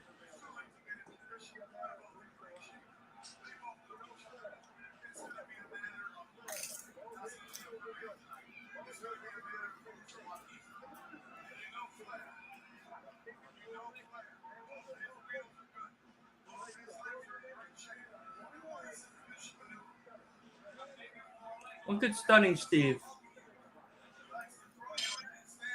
Oh, laid out. Selling that shit. Bang! Thank you, dude.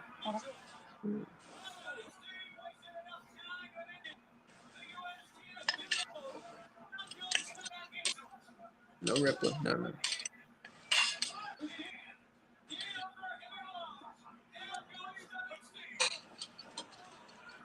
Please. He's telling the ref. Please. Please.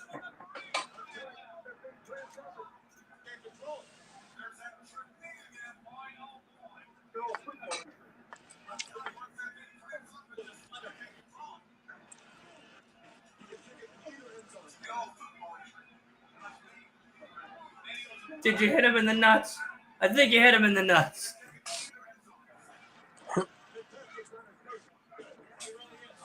Now let me ask you a question. What's in the stuffed pepper? There's soy. There's fake meat. All right, that's all you got to say. No, we're done here now. We're done. We're done. It's delicious. Onion, sour cream. Wow. Cauliflower, diced tomatoes with chilies. Rice, cauliflower, diced tomatoes with chilies. Delicious. Yeah. Everything sounds good except for that soy meat shit. Oh, it's delicious, dude. You just gotta know how to season it. Yeah, you can season it right in the trash. If you got enough, yeah, you could use a trash can, sure.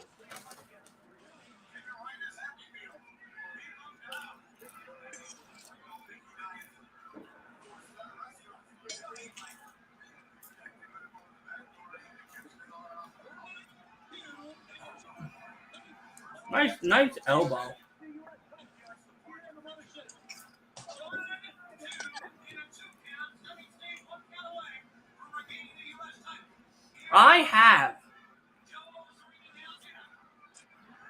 I think I still have them. I have 3 DVDs. I have one of Stunning Steve Austin, one of Mick Foley, but I think it's Cactus Jack.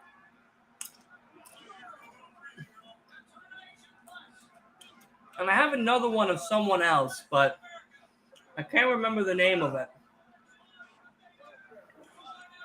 But I gotta find them. Because those Those had some great matches on those DVDs. What are they? Who put them out? WWF or No, these are like independent ones. is it like before they were stars? Those kind of. That's what I thought you were talking about. Oh, Yeah, like Oh, disqualification. What are they doing? disqualified. So we've had 2 matches with like actual finishes. mm-hmm.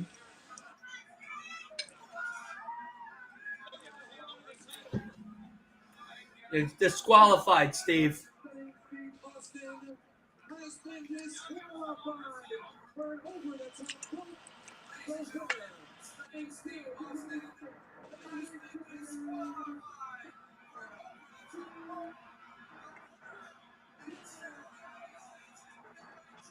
Oh, there's that hacksaw. With the Jim Duggan one through disqualification. Correct. So the belt does not change hands. Correct.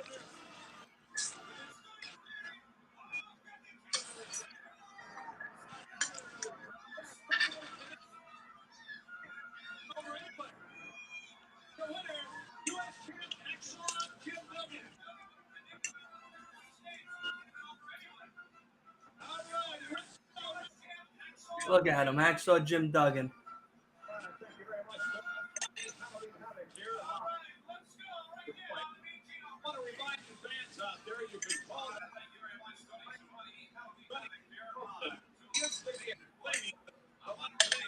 Really pushing that hotline. Fans, do not call the hotline.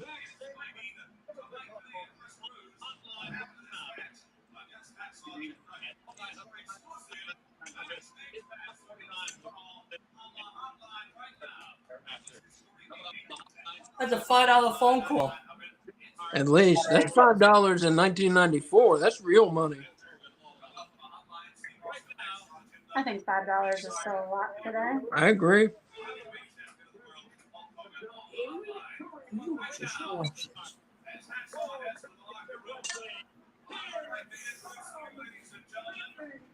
No, here's Sting.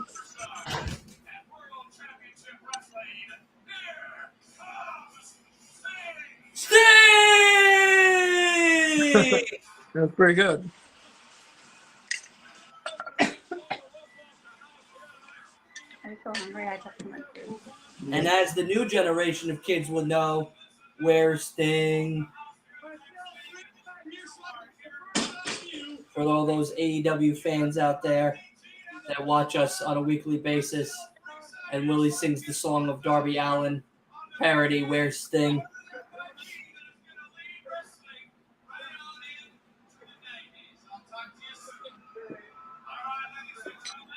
Dignitaries. Are there a lot of dignitaries there? I don't know. I ain't gonna lie to you. People that wear those stupid little necklaces that attach to the sunglasses and put them on their head, they belong in the trash. You know what I mean? Like they belong to get a 5-minute beatdown. Absolutely. They look so foolish with those things on their face. Tying them on the back. You see Sting? He tied it so tight on his face so no one could pull him off. I've used one before when I've gone like canoeing or kayaking. So that way if the canoe tipped over, the glasses do not fall on my face. Rip it. No. I'm like, Rip it. like tubing with rafting. Anything like with water. There's nothing there. Bailey's looking at the camera, trying to figure out who's barking. Is that boy? Oh, this is the other match. Big Van Vader versus the Guardian Angel. Right? Correct. Yeah, formerly known as Big Boss Man. There he is.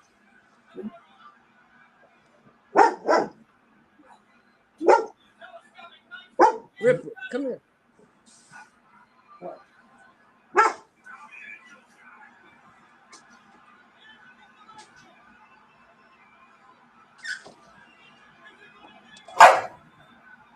Now you got that one going.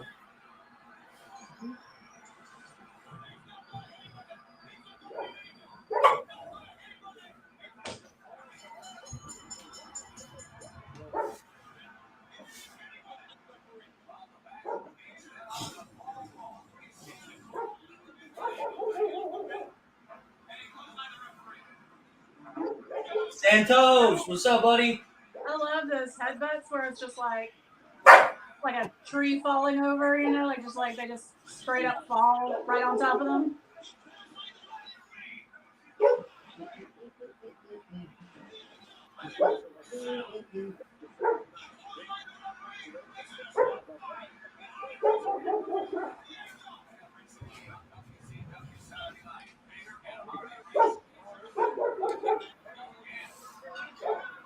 Santos. Now, are you guys joining us for the AEW tonight or no? Yeah. Because I'm that's gonna fix in my a little hair bit. between now and then, so it's not in the Tony Storm disarrayness.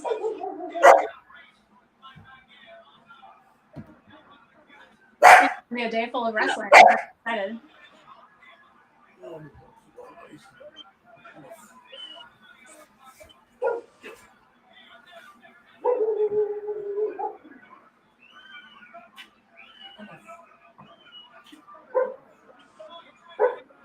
It's going crazy out there. Yeah, I know.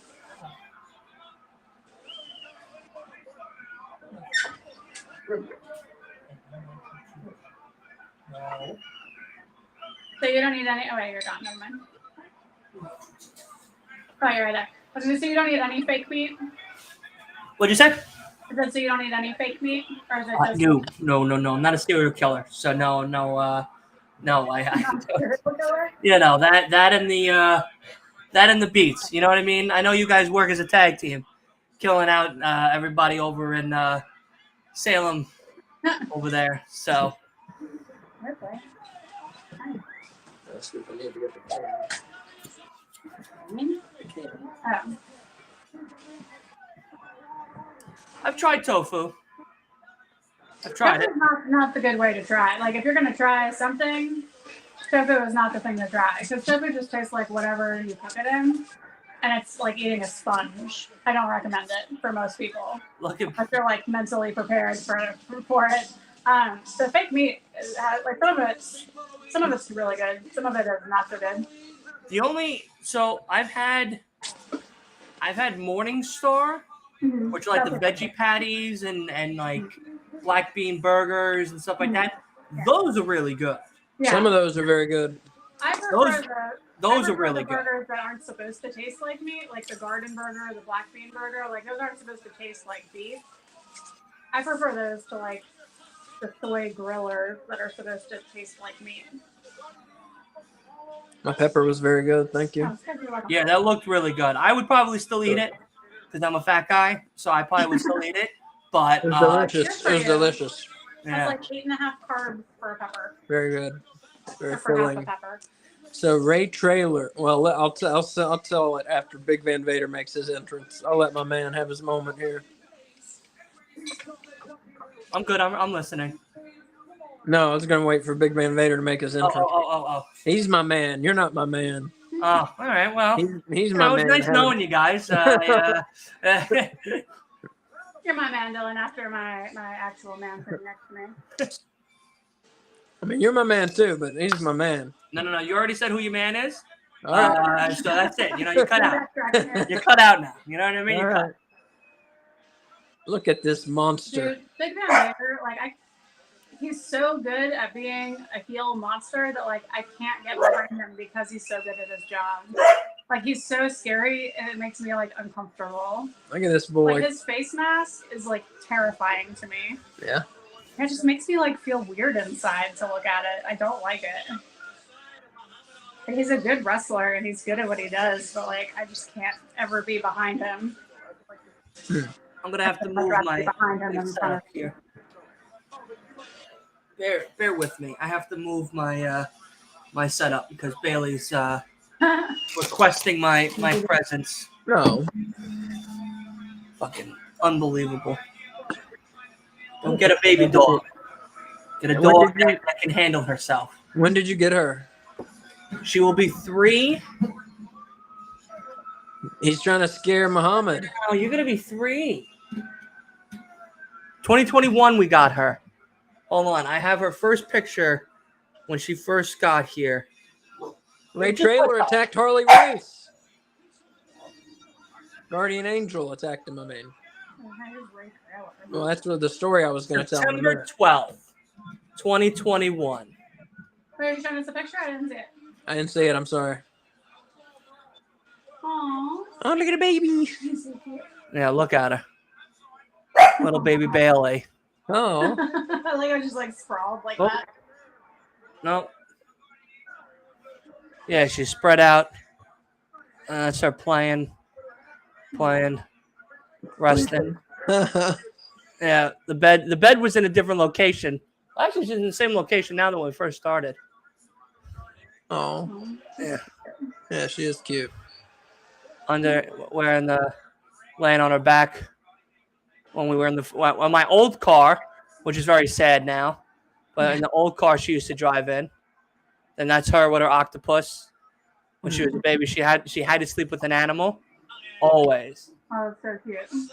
And now she's upgraded to the bully, as we call it in this house, the bully. Call it.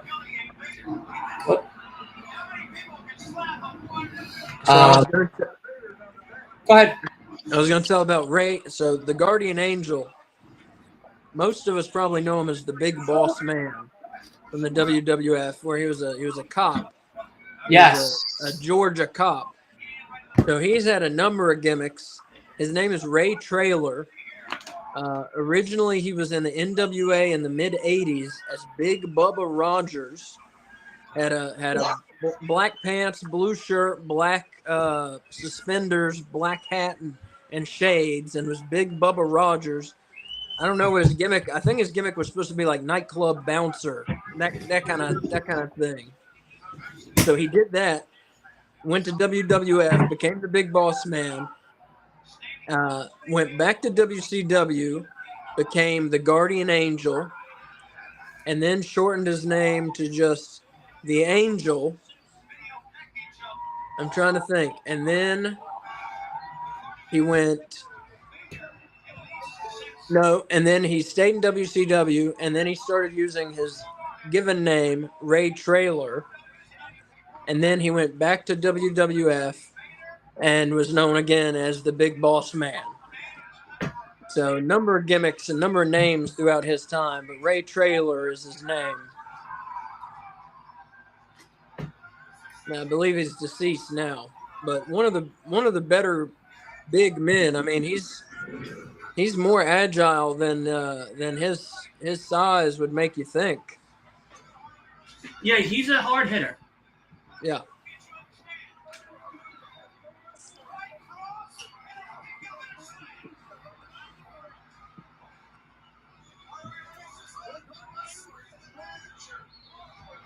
Oh.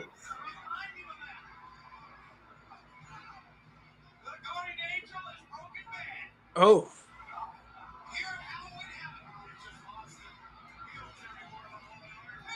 I think it was a drug overdose. A Ray Trailer? Yeah. Oh, jeez. Reminds Did me you of- look it up? No, I gotta confirm it, but it's either drugs or alcohol overdose. That's sad. Yeah. He was younger. I remember that. He looks like Yeah. a super. Yes, he does. Farva. Yeah. Kay said he looked like Farva. A little bit, yeah. Which I will say, if anyone hasn't seen Super Troopers 2, it is pretty funny. Never seen Super Troopers, the first one. Oh, no? You know what we're talking about, though? I know. I've seen like clips and I've heard like, the things that come of it, the jokes or whatnot. They are both One of worth my seeing. old bosses was a fan. Oh, they're both worth seeing. Very funny. Yeah. Let me look up. How did? Oh.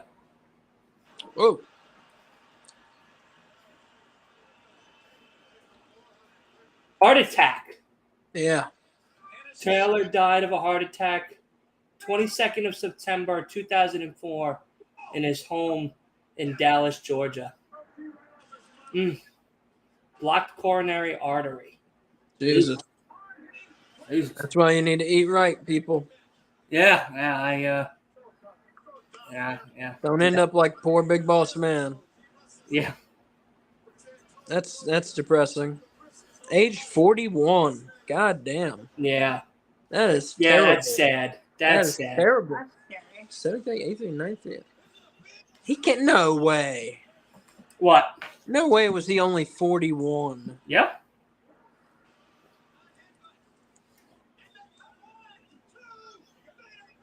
Right? I'll be damned. Ooh. I can't believe that. I like how Sting is steadying with Muhammad Ali. Mm-hmm.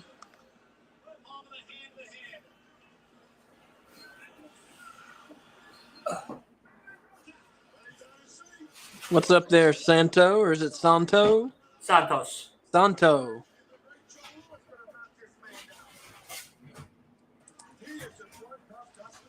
Well, if I were Ted Lasso, I would say Santo, so that works.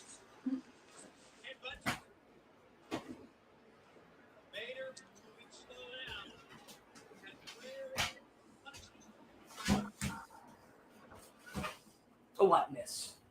I moved all the stuff over here for you now. So I don't want to hear no shit.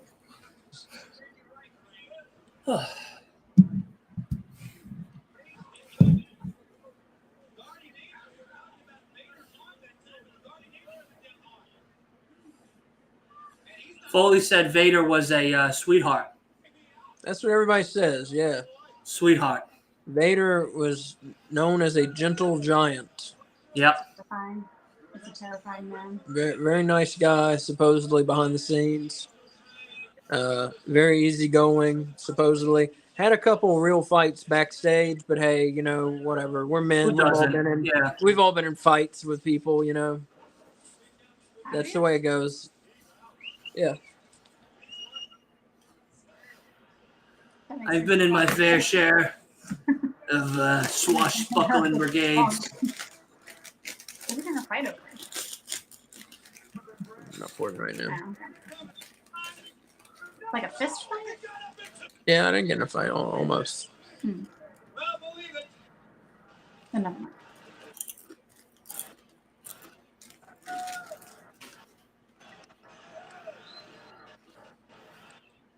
He's going up again. Same move, same spot. Oh. But it's gonna take more than that to beat Vader. You're right. And Vader, he was so over in Japan. They loved him too. This big white monster coming over, you know? Well, they love that. The Japanese culture loves the bigger men because of the sumo wrestling. Yep. And then especially they love a gaijin or I'm not sure what that translates into, but it's like a Westerner. It's a Westerner or a white person is a gaijin. Somebody Google can probably tell me what the hell a gaijin means. GY. I think it's G-I-Y? Gaijin. Sounds right. Wujiboli. Oh, Wujiboli. there you go. A foreigner, yeah. So a gaijin, a foreigner. But yeah, they especially love foreigners, big men. And Vader gets it.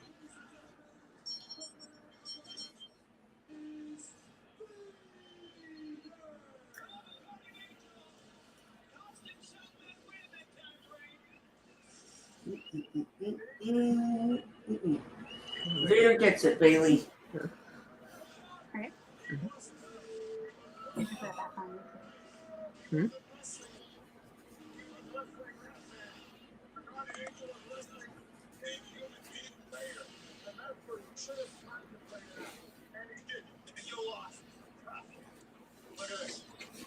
Oof. Oh my God.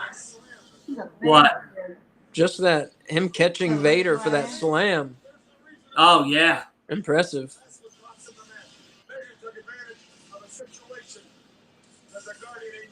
Angel was too preoccupied with beating up 70-year-old Harley Race. He looks good for 70. No, he wasn't 70. He was probably, I don't know how old, 69. 60 there, maybe. 69. The next day was going to be 70. No. He wasn't that old. He was wrestling in the WWF in like 1989, and this is 94. Or 88 he was wrestling, and this is 94.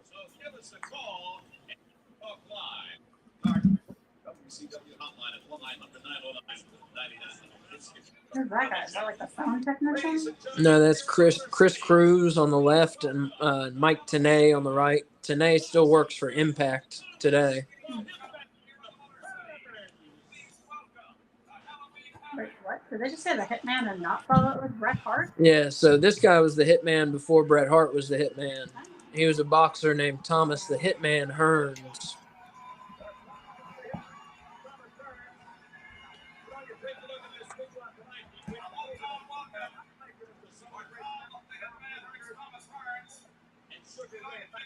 He was a middleweight. Looks like his nose has been broken a few times. Yeah.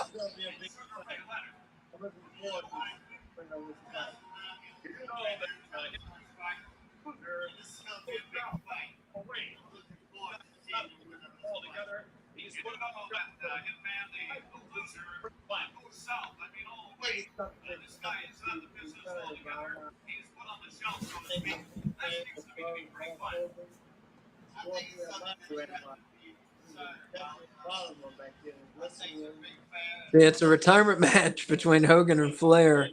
I'm not going to spoil the outcome. I will say that the loser stays retired for about 4 months. So It's a nice vacation for the loser. yeah, it's a Disney retirement. Yeah. Here in the Motor City, your hometown, it is great to have you aboard. Thank you very much. Ladies and gentlemen, again, I want to Disney explain that. That sounds nice. let's get back to you guys. My guys. It's going to be a brutal, hard-hitting tag. I think we got just 2 matches left. Is that right? No. Yeah, Funk and Buck. And then And then the main. the main. Yeah, I think that's right. Yeah.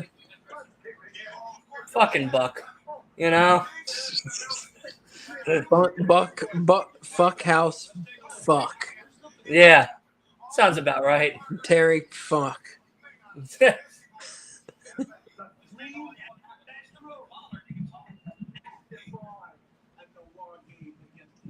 look at them. They're awesome. Oh, it's Dusty Rhodes. The nasty boy.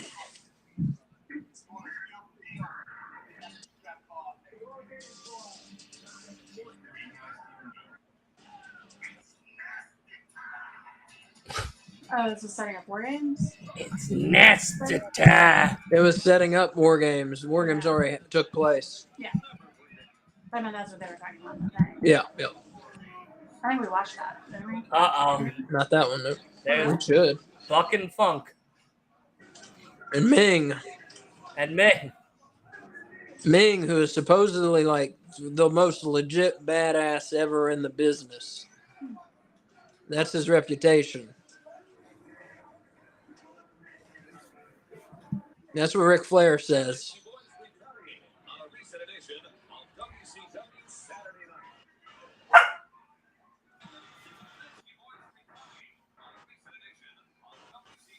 Terry Funk. No, if you're a WWE and you're going to sell That's them, not Terry people, Funk. why That's do you- Chainsaw Charlie. If you're a WWF fan, it's Chainsaw Charlie.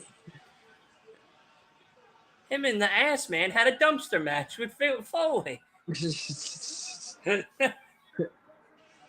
That's crazy, man. That's WWF. They're so weird how they make people change their name when they come there. How they're like, Terry Funk, you've been wrestling for 30 years. We can't let you be Terry Funk. You're fucking Chainsaw Charlie now. Ridiculous. This is a good one. And then we got the main event.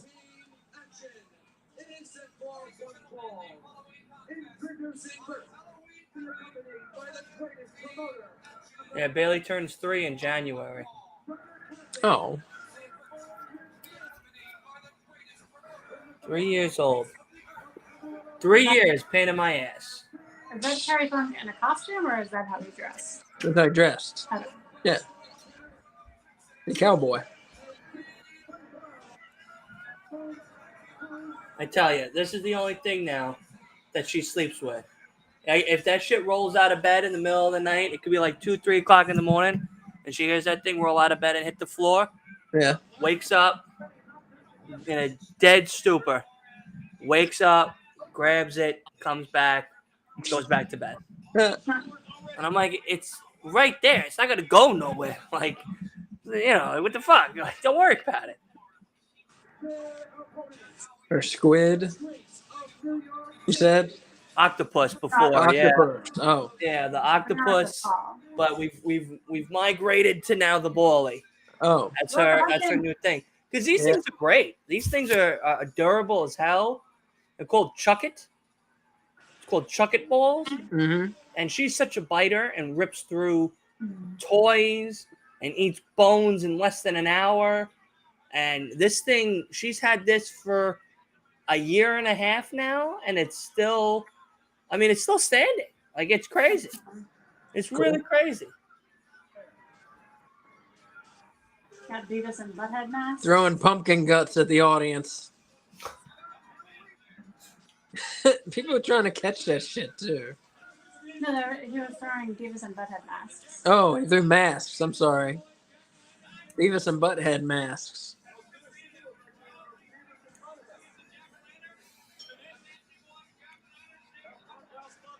Beavis and Butthead was a funny show. Oh yeah. I think it's Never back seen on, it. isn't it? You weren't allowed to see it.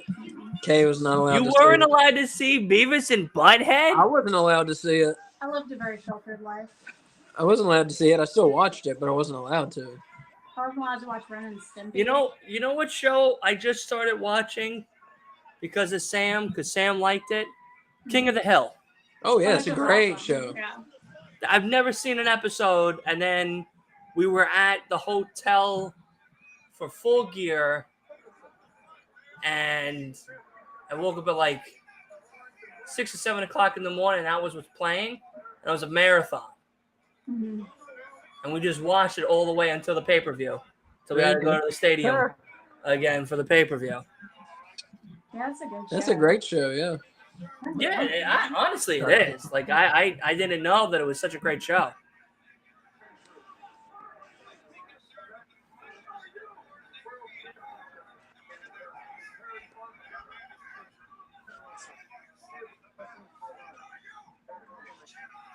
Got a wild one brewing here.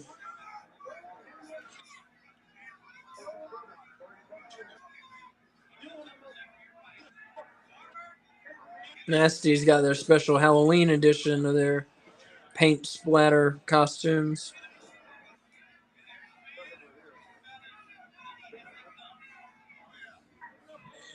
That's a 5-head right there. And Brian Knobs, yeah, I think he got the haircut a little too short. A little too high, a little too far back. Yeah. That shit's starting at his shoulders.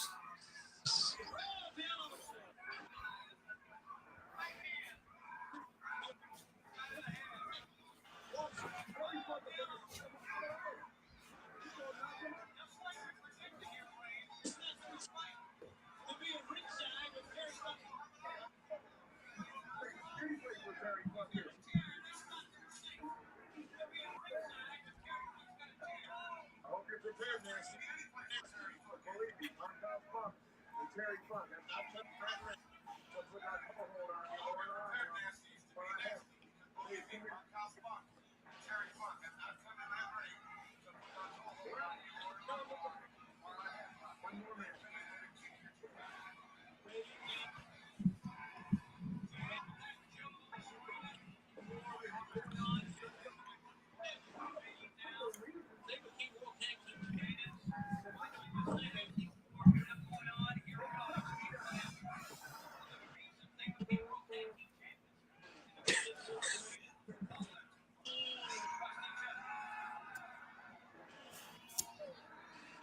Pity City.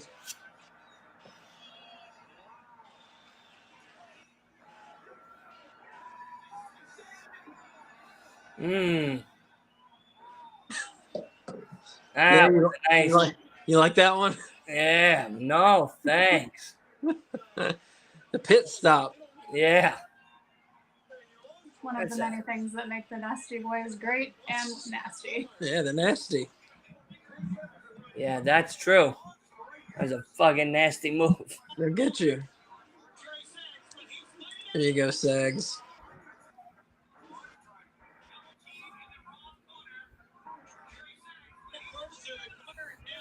Now, where's Jeff Jarrett in all of this?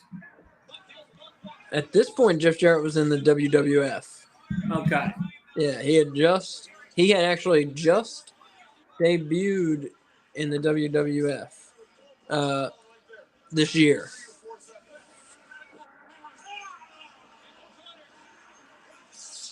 So yeah, he's still going too. Yeah, still around. But yeah, he didn't go to WCW until like 90. 8? I was gonna say 96 or 97. Oh. I feel 90. I can't remember honestly. 95. Oh, next year. What are you doing? Yeah, it might have been 95. He's getting ready. 96. He's getting ready for the match. Yeah. I think he's having a second match with himself.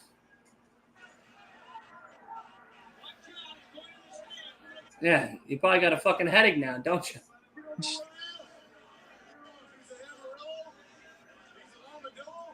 Look, he's gonna fight now the stands. He's gonna fight the fans now.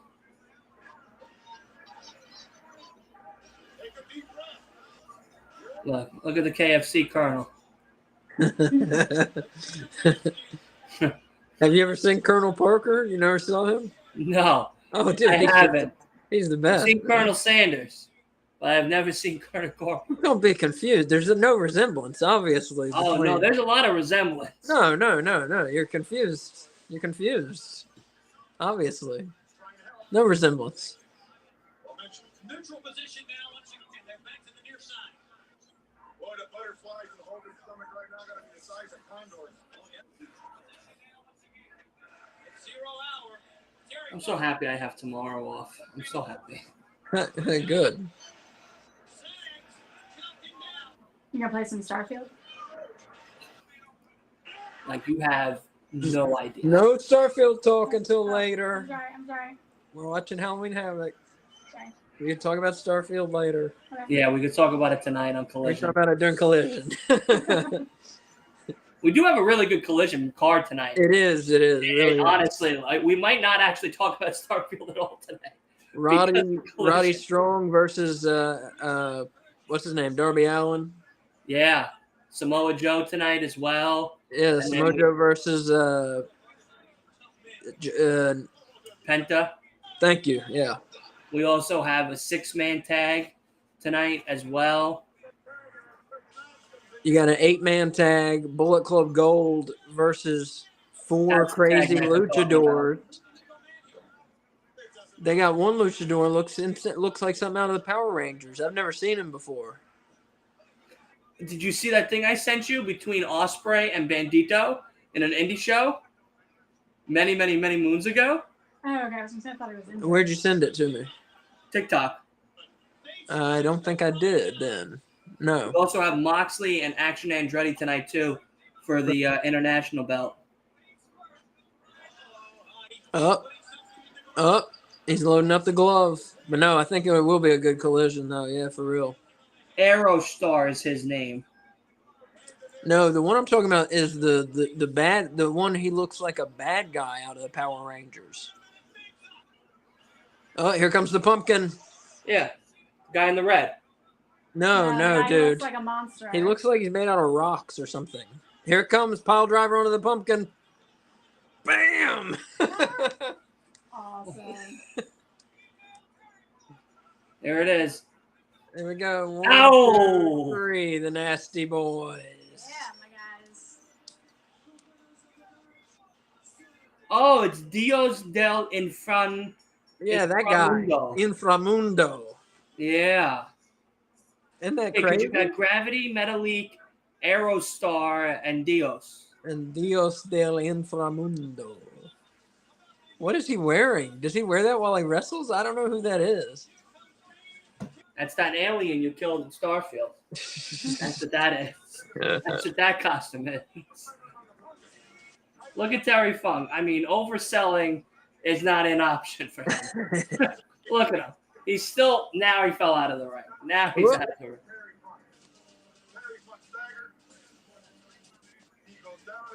Didn't pile drive him on it, but Sags made sure that pumpkin was going to fucking explode. I tell you that much. Yeah, he sat on the damn thing.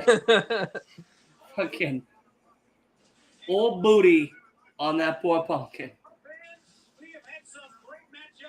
We're down to one, yeah. One All more. right, this is it. This is the main event. As Mark Henry would say, it's time for the main event. It's a wild one. It's a good one.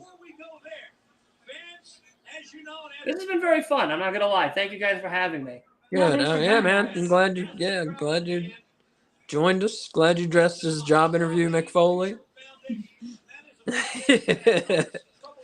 We love you. Yeah, listen, man.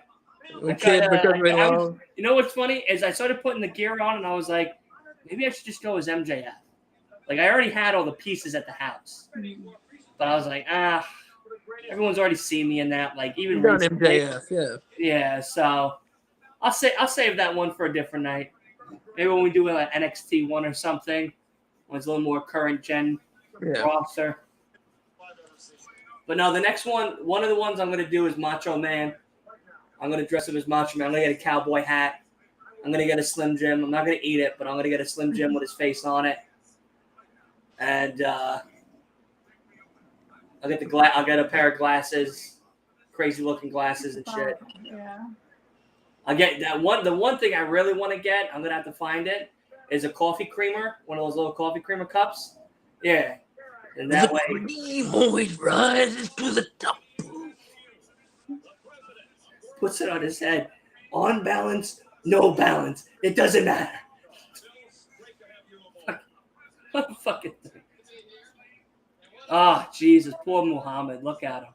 Yeah. I don't know Look at his left arm. Jesus. Like you said before, a true treasure. Mm-hmm. An absolute True treasure. American hero. Yeah. Really. And I don't say that about a lot of athletes. Like No, sports are what do you cool, guys know? but it doesn't make a hero. But he was a hero. Yeah.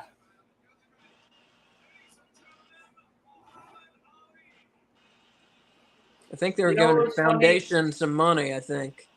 You know what's funny? He was doing one of these like events or whatever on TV, and the guy goes, man, I remember watching you as a kid, and you really had a wicked punch. And when he said punch, Muhammad like jerked at him, and he's like, oh shit, wait.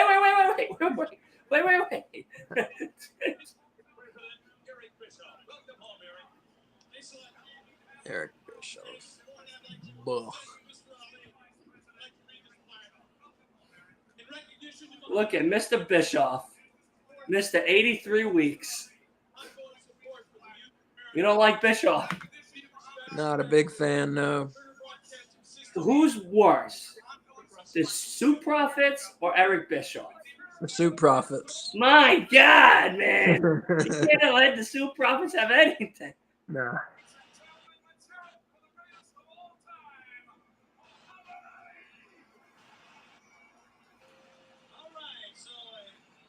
He fought. I mean, I watched some of his boxing tapes, Muhammad. Mm-hmm. I mean, there's no way you could even clone a person to be 25% of the man that he was. In the ring. Yeah, it was He something else. was gifted. But I loved when he talked. When he talked was the best.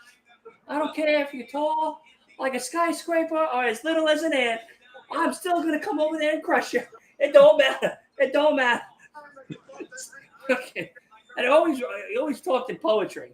He didn't speak. He never spoke like a regular sentence that didn't have some type of like junction or like synonym, metaphor, rhyme scheme to it. It was funny. Nah, man, he was funny. One man by himself. World champion every time. And my God, he's gonna do it today. Bobby Heenan always gets worked up over Hulk Hogan. He loves Ric Flair. Yeah. Loved his boy, Hulky boy. You got Michael Buffer here. Where's the cage? They're going to lower it. Don't worry. I'm worried. Well, ladies and gentlemen, as we await the arrival of the Nature Boy. They're still creating the cage in the back right now. I thought that's what they were doing. I thought they were like stalling for time so they could put the cage up. I thought that's what they were doing too, but it is a cage. Don't worry. Never a word. Well, we're used to the cages already above Mhm. the Yeah. ring. No, they bring the cage out and put it together. There he is. 27 chain man, Mr. T. No, this is, you notice he doesn't have any. He sold the chains at this point. Oh, yeah, no, he's broke. Yeah. Broke.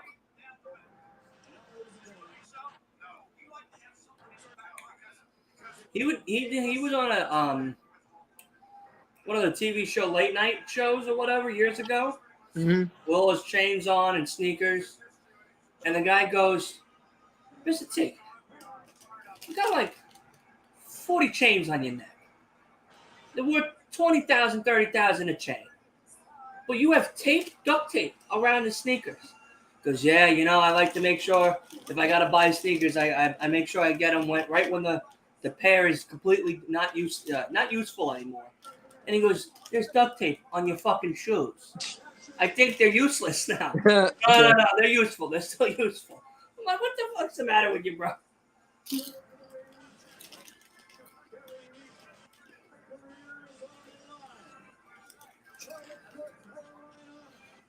That's like MC Hammer. MC Hammer blew all of his money, avoided tax evasion, and went to jail. Same with Wesley Snipes. Wait, MC Hammer went to jail? I never heard that. Yeah. Yeah. He didn't pay his taxes. I never heard about that. Yeah. Nor did Wesley Snipes. I knew it happened with Wesley Snipes. I never heard about Hammer. I don't think Hammer went to jail. The only person that was able to touch him was the feds. That's it. Here comes the Hulkster. Beloved. Beloved, dead. Seems kind of redundant to put dead on a tombstone. Mm-hmm. There he is. The WCW World Heavyweight Champion. The big gold. The big gold himself. So not only does Jimmy Hart have Hulk Hogan airbrushed on the back of the suit, he has himself airbrushed on the front of the suit. Correct. That's awesome. That's pretty awesome. Jimmy Hart's a very good guy, though. Did you hear when Lawler was in the hospital recently, like a few months back, because of a heart attack again, or a stroke or something? Mm. Jimmy Hart stayed with him for the first 4 days in the hospital overnight. Oh, that's 4 days in a row. Wow. That's pretty Yeah. cool. It's very nice to know you still got friends like that, you know? Yeah, yeah. Yeah, he was helping him walk again and feed him. Make sure all the doctors are giving him the right shit, right medicines and whatnot. Yeah. Yeah, he was there when he got home. Hung out with him when he got home to do rehab and stuff. No, I did not hear that. He's a very good guy. Good guy in my book. Yeah, yeah. That's a friend. They would have, other friends would have took him while he was weak, asked him for money and shit, abused him. Mm-hmm. Oh, that's how you can tell is what people do when you're down. Yeah. That's how you can tell. Trust me.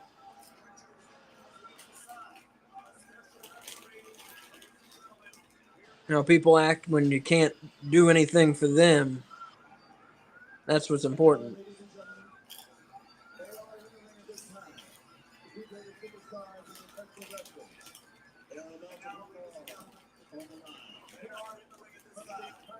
Mr. T was at WrestleMania 1. Yeah. He won the main event.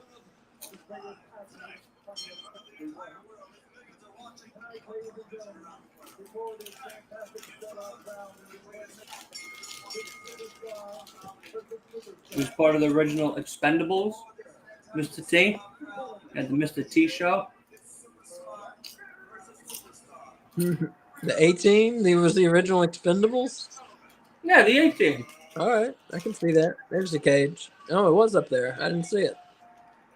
Oh, it is up there. Like way up Yeah, there. it was way up there. That's why I didn't see it. It was way up there. They opened up the ceiling just now. They got some higher. Here we go.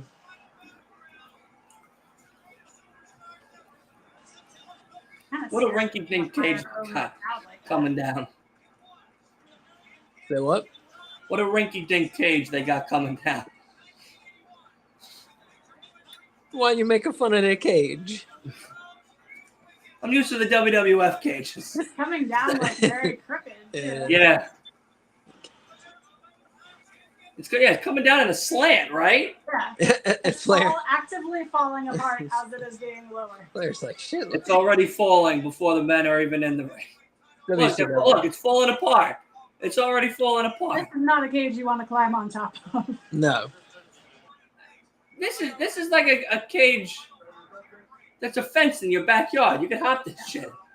It is. I remember when I was a kid, even I thought it's awfully short Yeah, this is because WWF their cages were like, huge. yeah, twice, 25 feet in the no, air. like Yeah, twice of as course. big as that. Yeah, Well, they you had know, those JR. big blue steel cages with the big bars on them. Yeah, JR would, of course, make it sound 20 times worse than what it really was. This is real steel. This makes a person a superstar.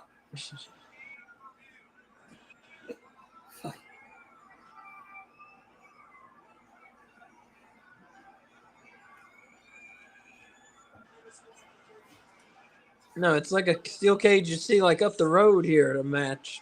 Yeah. This is a construction cage. It's like they're redoing Taco Bell or something. Close guys, can't come in. Yes, it is. They probably got it on loan. Yeah. They probably took it off the side of the road. Here we go. Rob, K, who are you for? I'm for Ric Flair. Oh, Who are you for? I'm for Flair. I am Dylan, who too. for? On Flair as well. I'm always for Folks in Flair. the chat, who are you for? I'm sorry. I can never root for Hulk Hogan after what he's done. Yeah, I guess. Yeah, that's true. Nah. Yeah. Sorry. No thanks. Mr. Real American, no, not at all. Yeah. Yeah. Hulkster ruined his reputation. So did Kramer from Seinfeld. So Kramer from Seinfeld. You don't remember the KK Kramer. yeah. Yep. Or Kramer. Ric? Yep. Yeah, you don't remember that? I don't know what you're talking about. I'll tell you about it later. Yeah, no, he said some wild shit when he Yeah. was doing stand up. People were heckling him, so Yeah. he lost it. Yeah. And was saying some very vulgar shit. Yeah. Very vulgar shit. You know what's funny? He was on an episode of Comedians in Cars Doing Coffee with Jerry, and even to that day of taping, he still can't forgive himself. Still. Well, I think he was, he was trying to do a bit and it really got away from him and Yeah. in a That's what he bad said. way.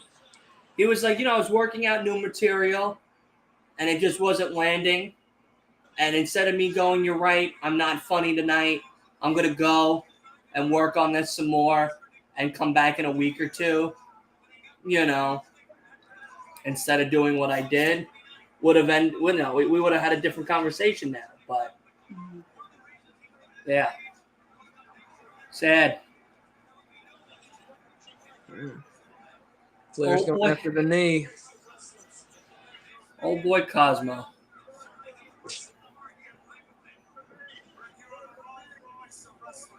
That's one of your boys, one of your New York boys. Hey man, I never said my city's great. You know what I mean? Listen, my city's great, but my city's also bad at the same time. We're wild out here. I ain't gonna lie. No, New York's wild, man. I saw, yeah, wild stuff. You see some wild stuff, even if you're trying not to, in New York. Even if you're trying your hardest not to. Yeah. Trying to go mail a letter at the post office. You don't even know what the fuck you're about to walk into. You know what I mean? I do know. Yeah.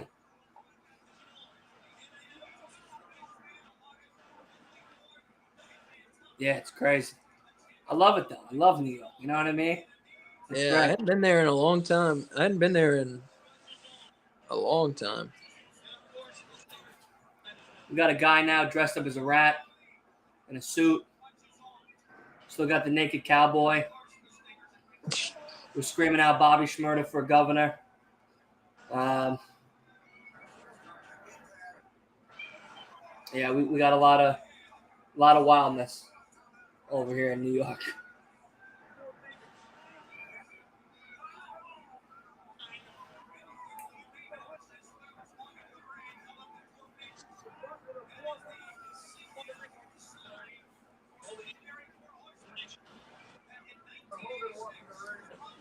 We got one for Hogan in the chat. Yeah, we got one for Hogan in the chat. We got 3 for One for Flair. Hogan.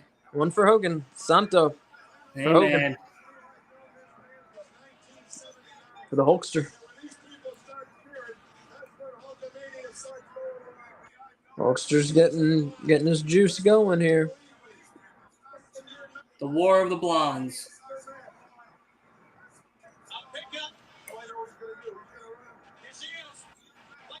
That should have been the title of this match, The War of the Blondes. Oh, the Flair flop. Look it. That's my favorite Ric Flair is when he sells and he does the leg kick up and he just falls flat on his face. Yeah. Oh.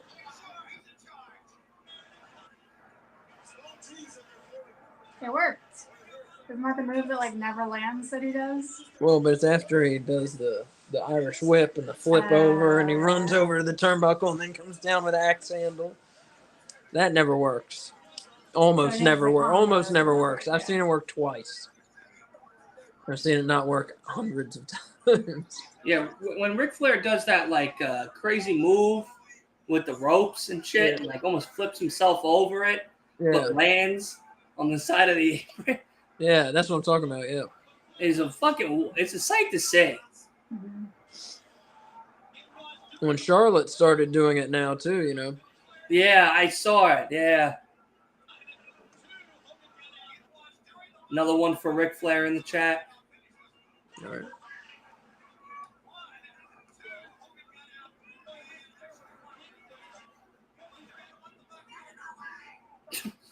Sherry. Yeah, Yeah, he's strutting. He's got yeah, a strut going. man. Oh. There it is.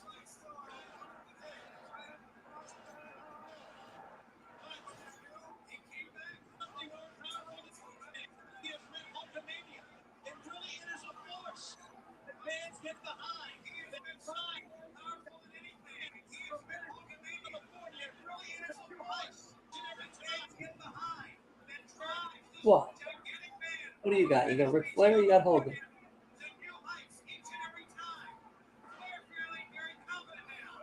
Oh my God. Flair's trying to leave.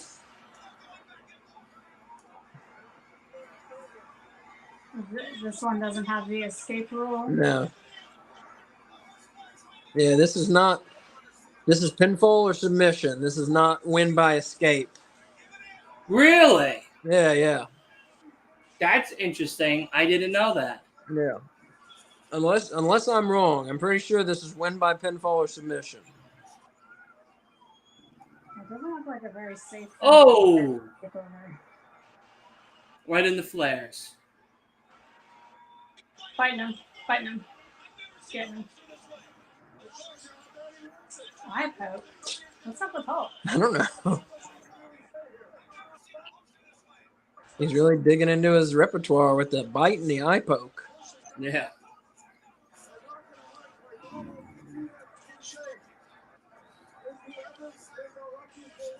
I tell you, Hulkster, I mean, nothing with him now. You know, I know he ruined his reputation and all.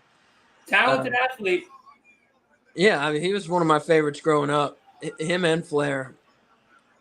When you were a kid, who were you for? And When I was a kid, I was for Hogan. Yeah. I was for Flair. Watching old tape, I always liked Flair. It was the cockiness. That's what I found the funniest about him. Was the cockiness. Yeah, I didn't start to like that until I was a little older. When I was 10 when this happened, so I was for Hogan. I didn't get anything about being cocky. I was like, Ric Flair's old and bad. I don't like him. Well, the TNA promo with him and Lethal is a classic one.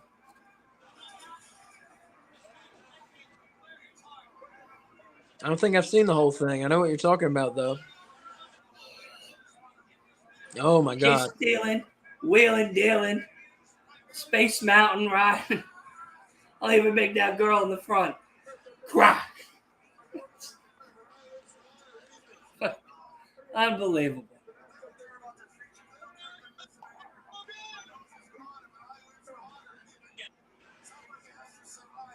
Let's bring in another point here. Covered by Hogan. No, he has been a very Mr. T sucks as a referee. He's having no excitement behind that counting. 1, 2. oh, maybe it is escape. Rick looks like he's trying to escape. And he keeps breaking up the damn match.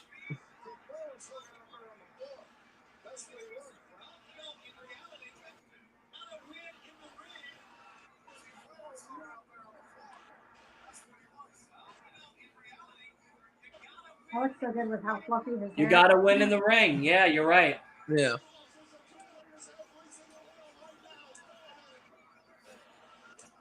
Four.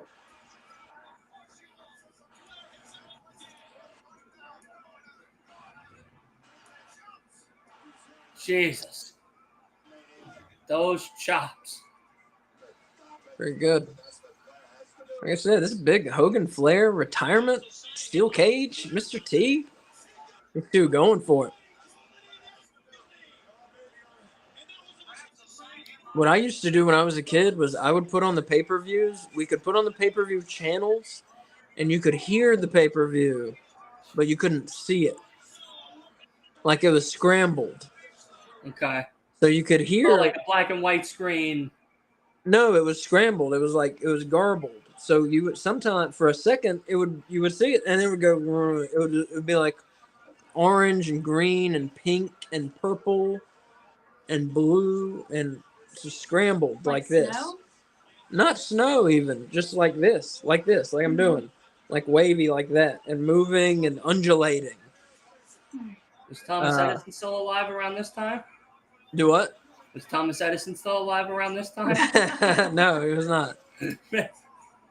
But so you couldn't see it, but you could hear everything perfectly. So when I was a kid, I would take a pillow and I would act out the pay-per-views and would listen to the pay-per-views and would act it out with a pillow.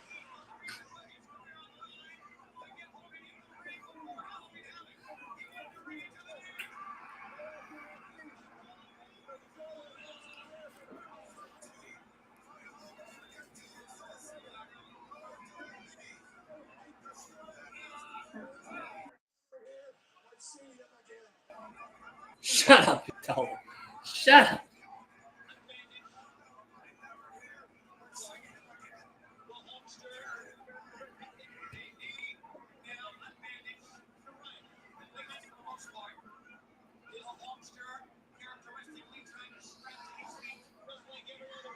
Oh, this match has a time limit too? Mm-hmm. think it's an hour time limit though, so Okay. I think so.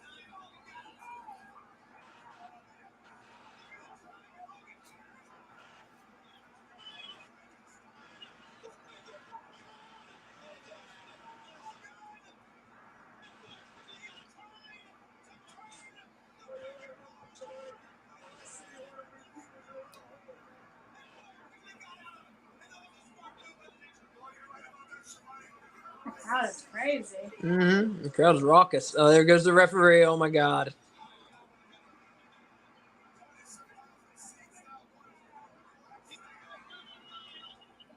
Good. He's useless anyway.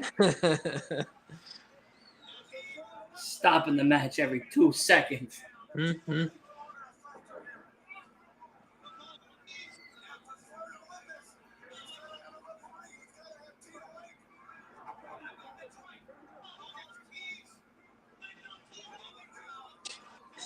Dragged him. What is he? Oh, on top of Mr. T There. again. Here comes Sherry. Look, now he's beating him to rap. Sherry didn't fuck around. I tell you that.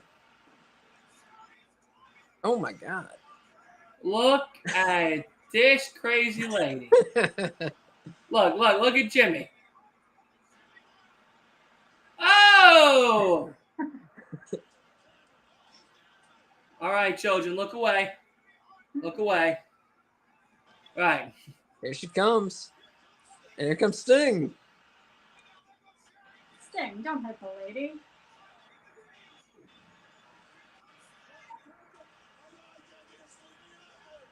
Well, at this point, Sting is a part of the Four Horsemen. Oh. No, no. There were no four horsemen at this point. Oh, there's the Max guy again.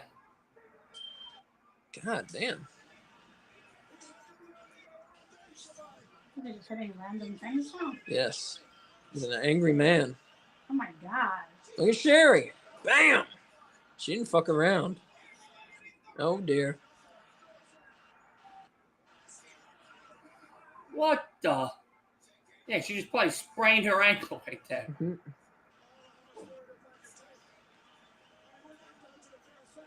It's a Donnybrook in the cage. It's a Donnybrook. It's a Pier 6 brawl. Why is she handcuffing Mr. T? I don't know. It's part of their plan, though.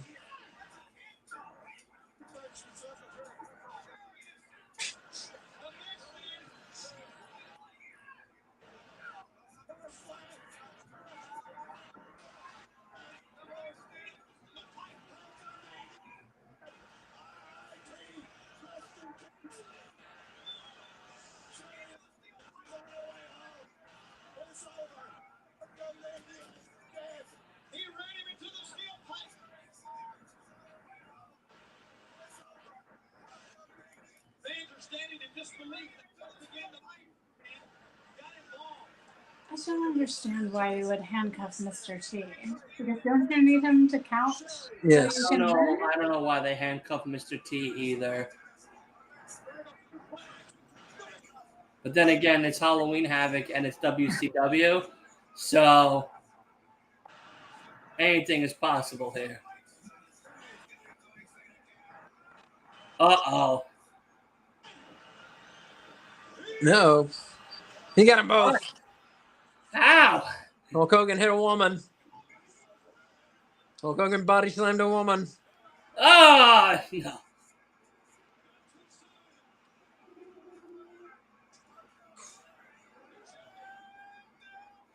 Oh. So that was the pre-ruining of his career right there. Like him beating on Sherry.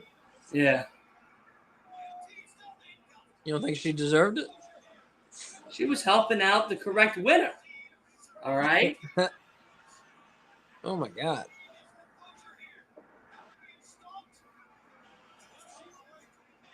You just have him right up there. Mm-hmm.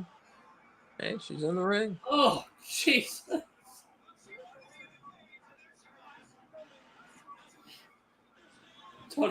Tony Schiavone. Well, she wanted to be in the cage, and there she was. Yep. He has no sympathy.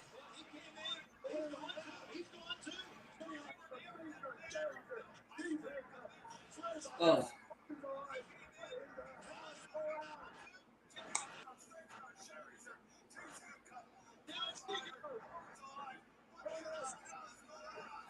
Oh, big boot to Sherry.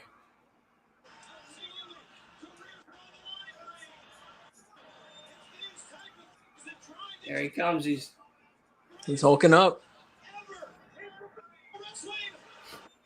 Flair. No. Wait a second. It's a very gentle looking big boot. Mm-hmm. A little toe push. Oh, Hogan's known for being very gentle.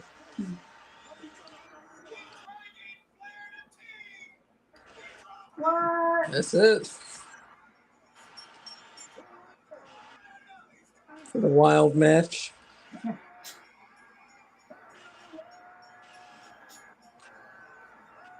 We were wrong, Bailey. We were wrong, damn it.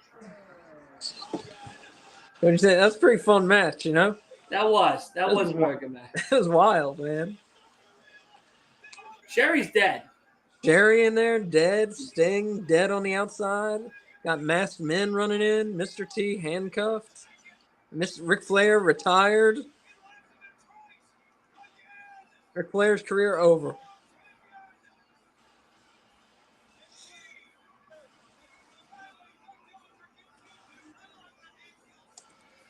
Look, he's dragging Sherry. Sherry doesn't know where the hell she is right now.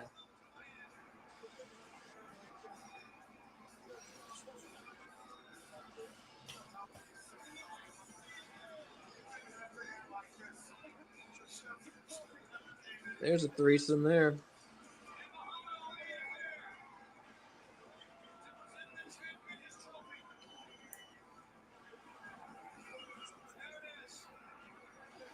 Oh, you didn't have to touch me, Hulk. Hogan You're all was fucking like, sweaty. let me get away from these two. Yeah. The Hogan we know.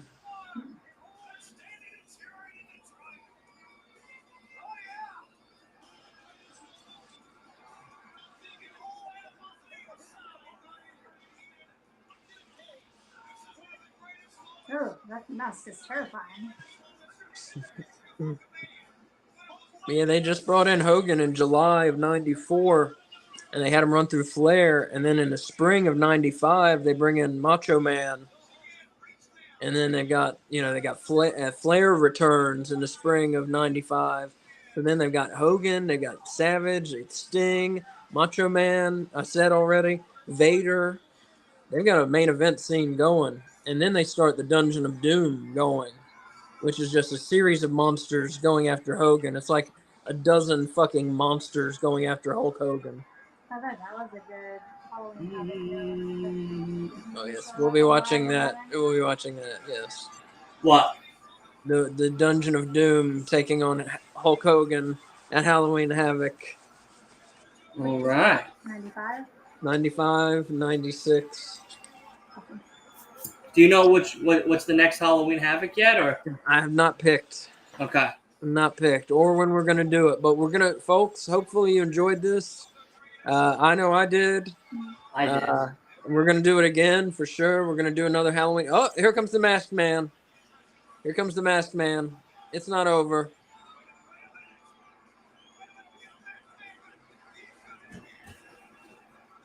What's he waiting for? He's waiting for the drama of it all, Rob. Kay. Oh, I forgot this happened. Okay.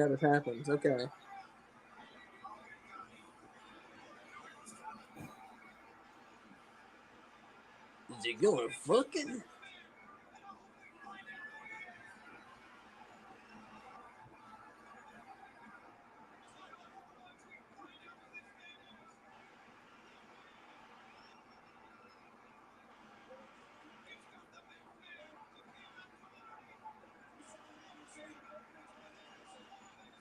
Does he not know what Arn Anderson looks like? Nope.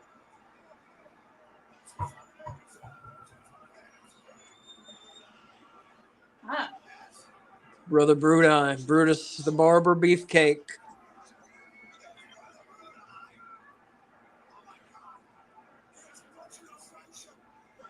It's Brother Brudi. Yeah.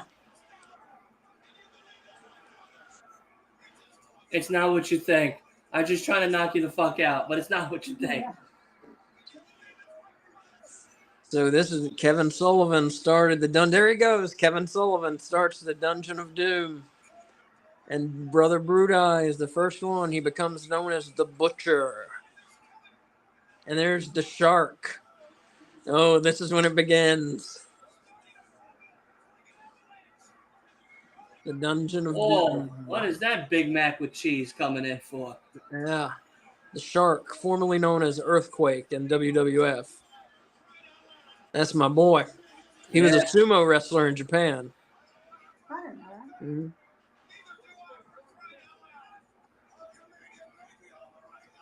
Oh. All those fans that already cleared the stands are going to be disappointed they missed out on this. Mm-hmm.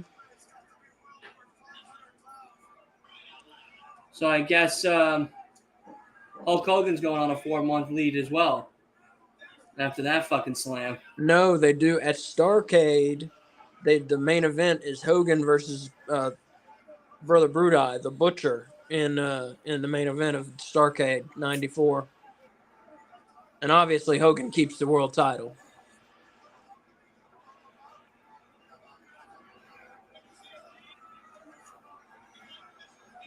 Oh, that. Got him. Oh.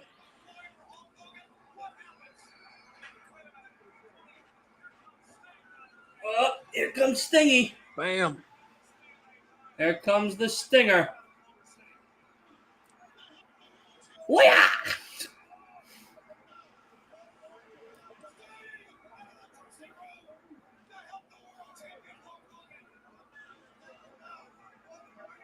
Sting comes out, saves Hulk Hogan's ass. Yeah, after he's been body slammed and sat on. Yeah. Well, Sting was already had his clothes half off. He was ready to party.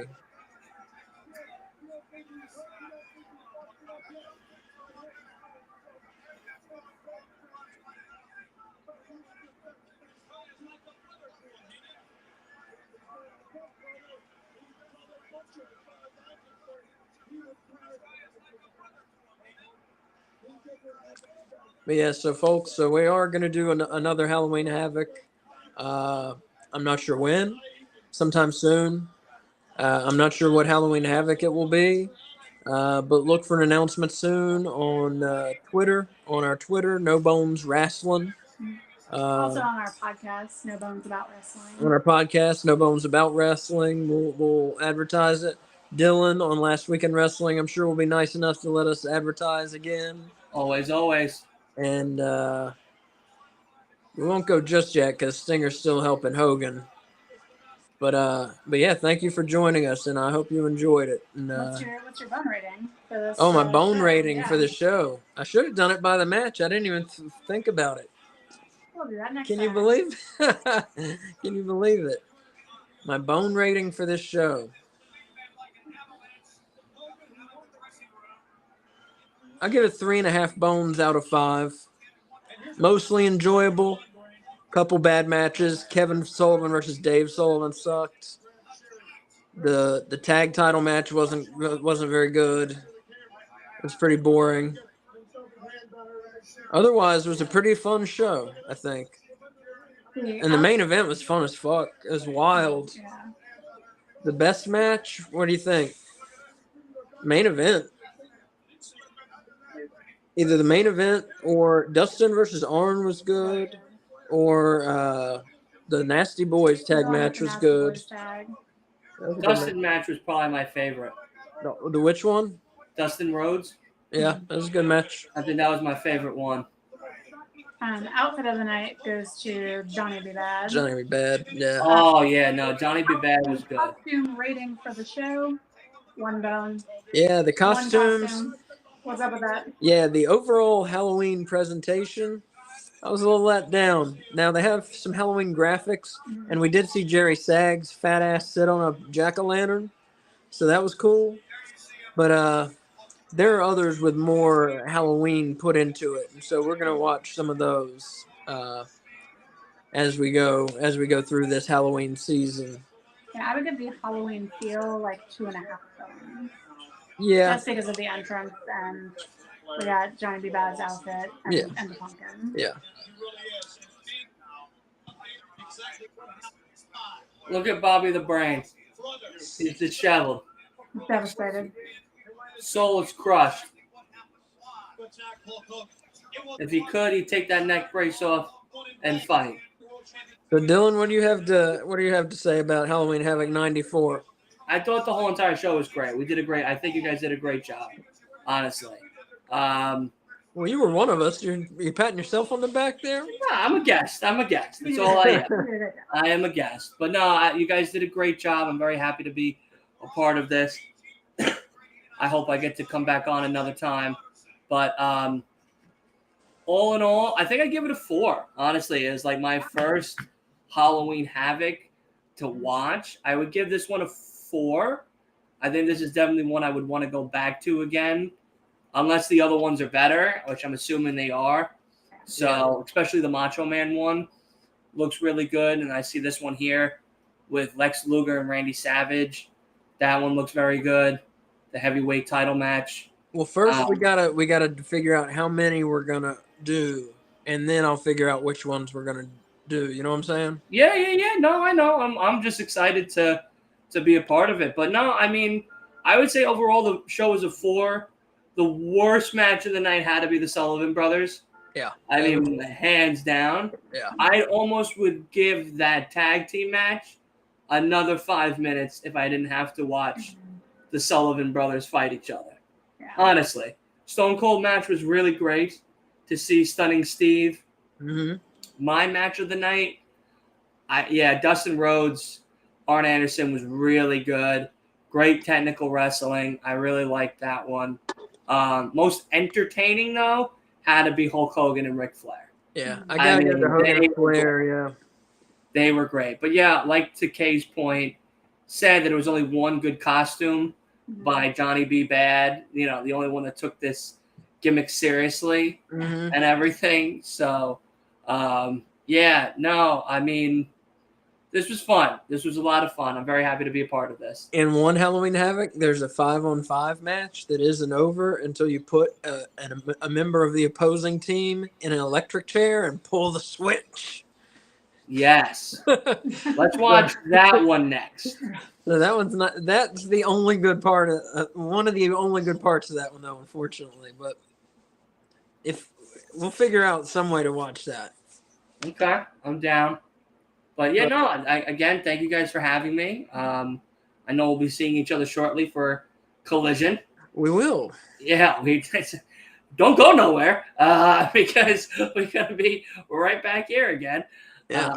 But no, again, this was a lot of fun. But no, 4 out of 5 for me, for sure. Very cool. All right, everybody. Thanks for watching. Last Week in Wrestling at 8 o'clock or 7:45. Literally in 20 minutes. 7:45. Yeah. We're going on. Yeah. We're gonna be doing what are they called? AEW Collision. Yep. Watch along. So So definitely go to the tune bathroom, in. grab some food, get a drink. Yep. And then- Yeah. Go to the bathroom. Meet us over there. Exactly. Get some food, grab a drink because we got a lot more wrestling to watch. So, But thank you very much for joining us. I hope you had a great time. We had a great time hosting you, and happy early Halloween. Look for wherever you found out about this one. Look for news about the others because there will be more. Yeah. Bye. awesome.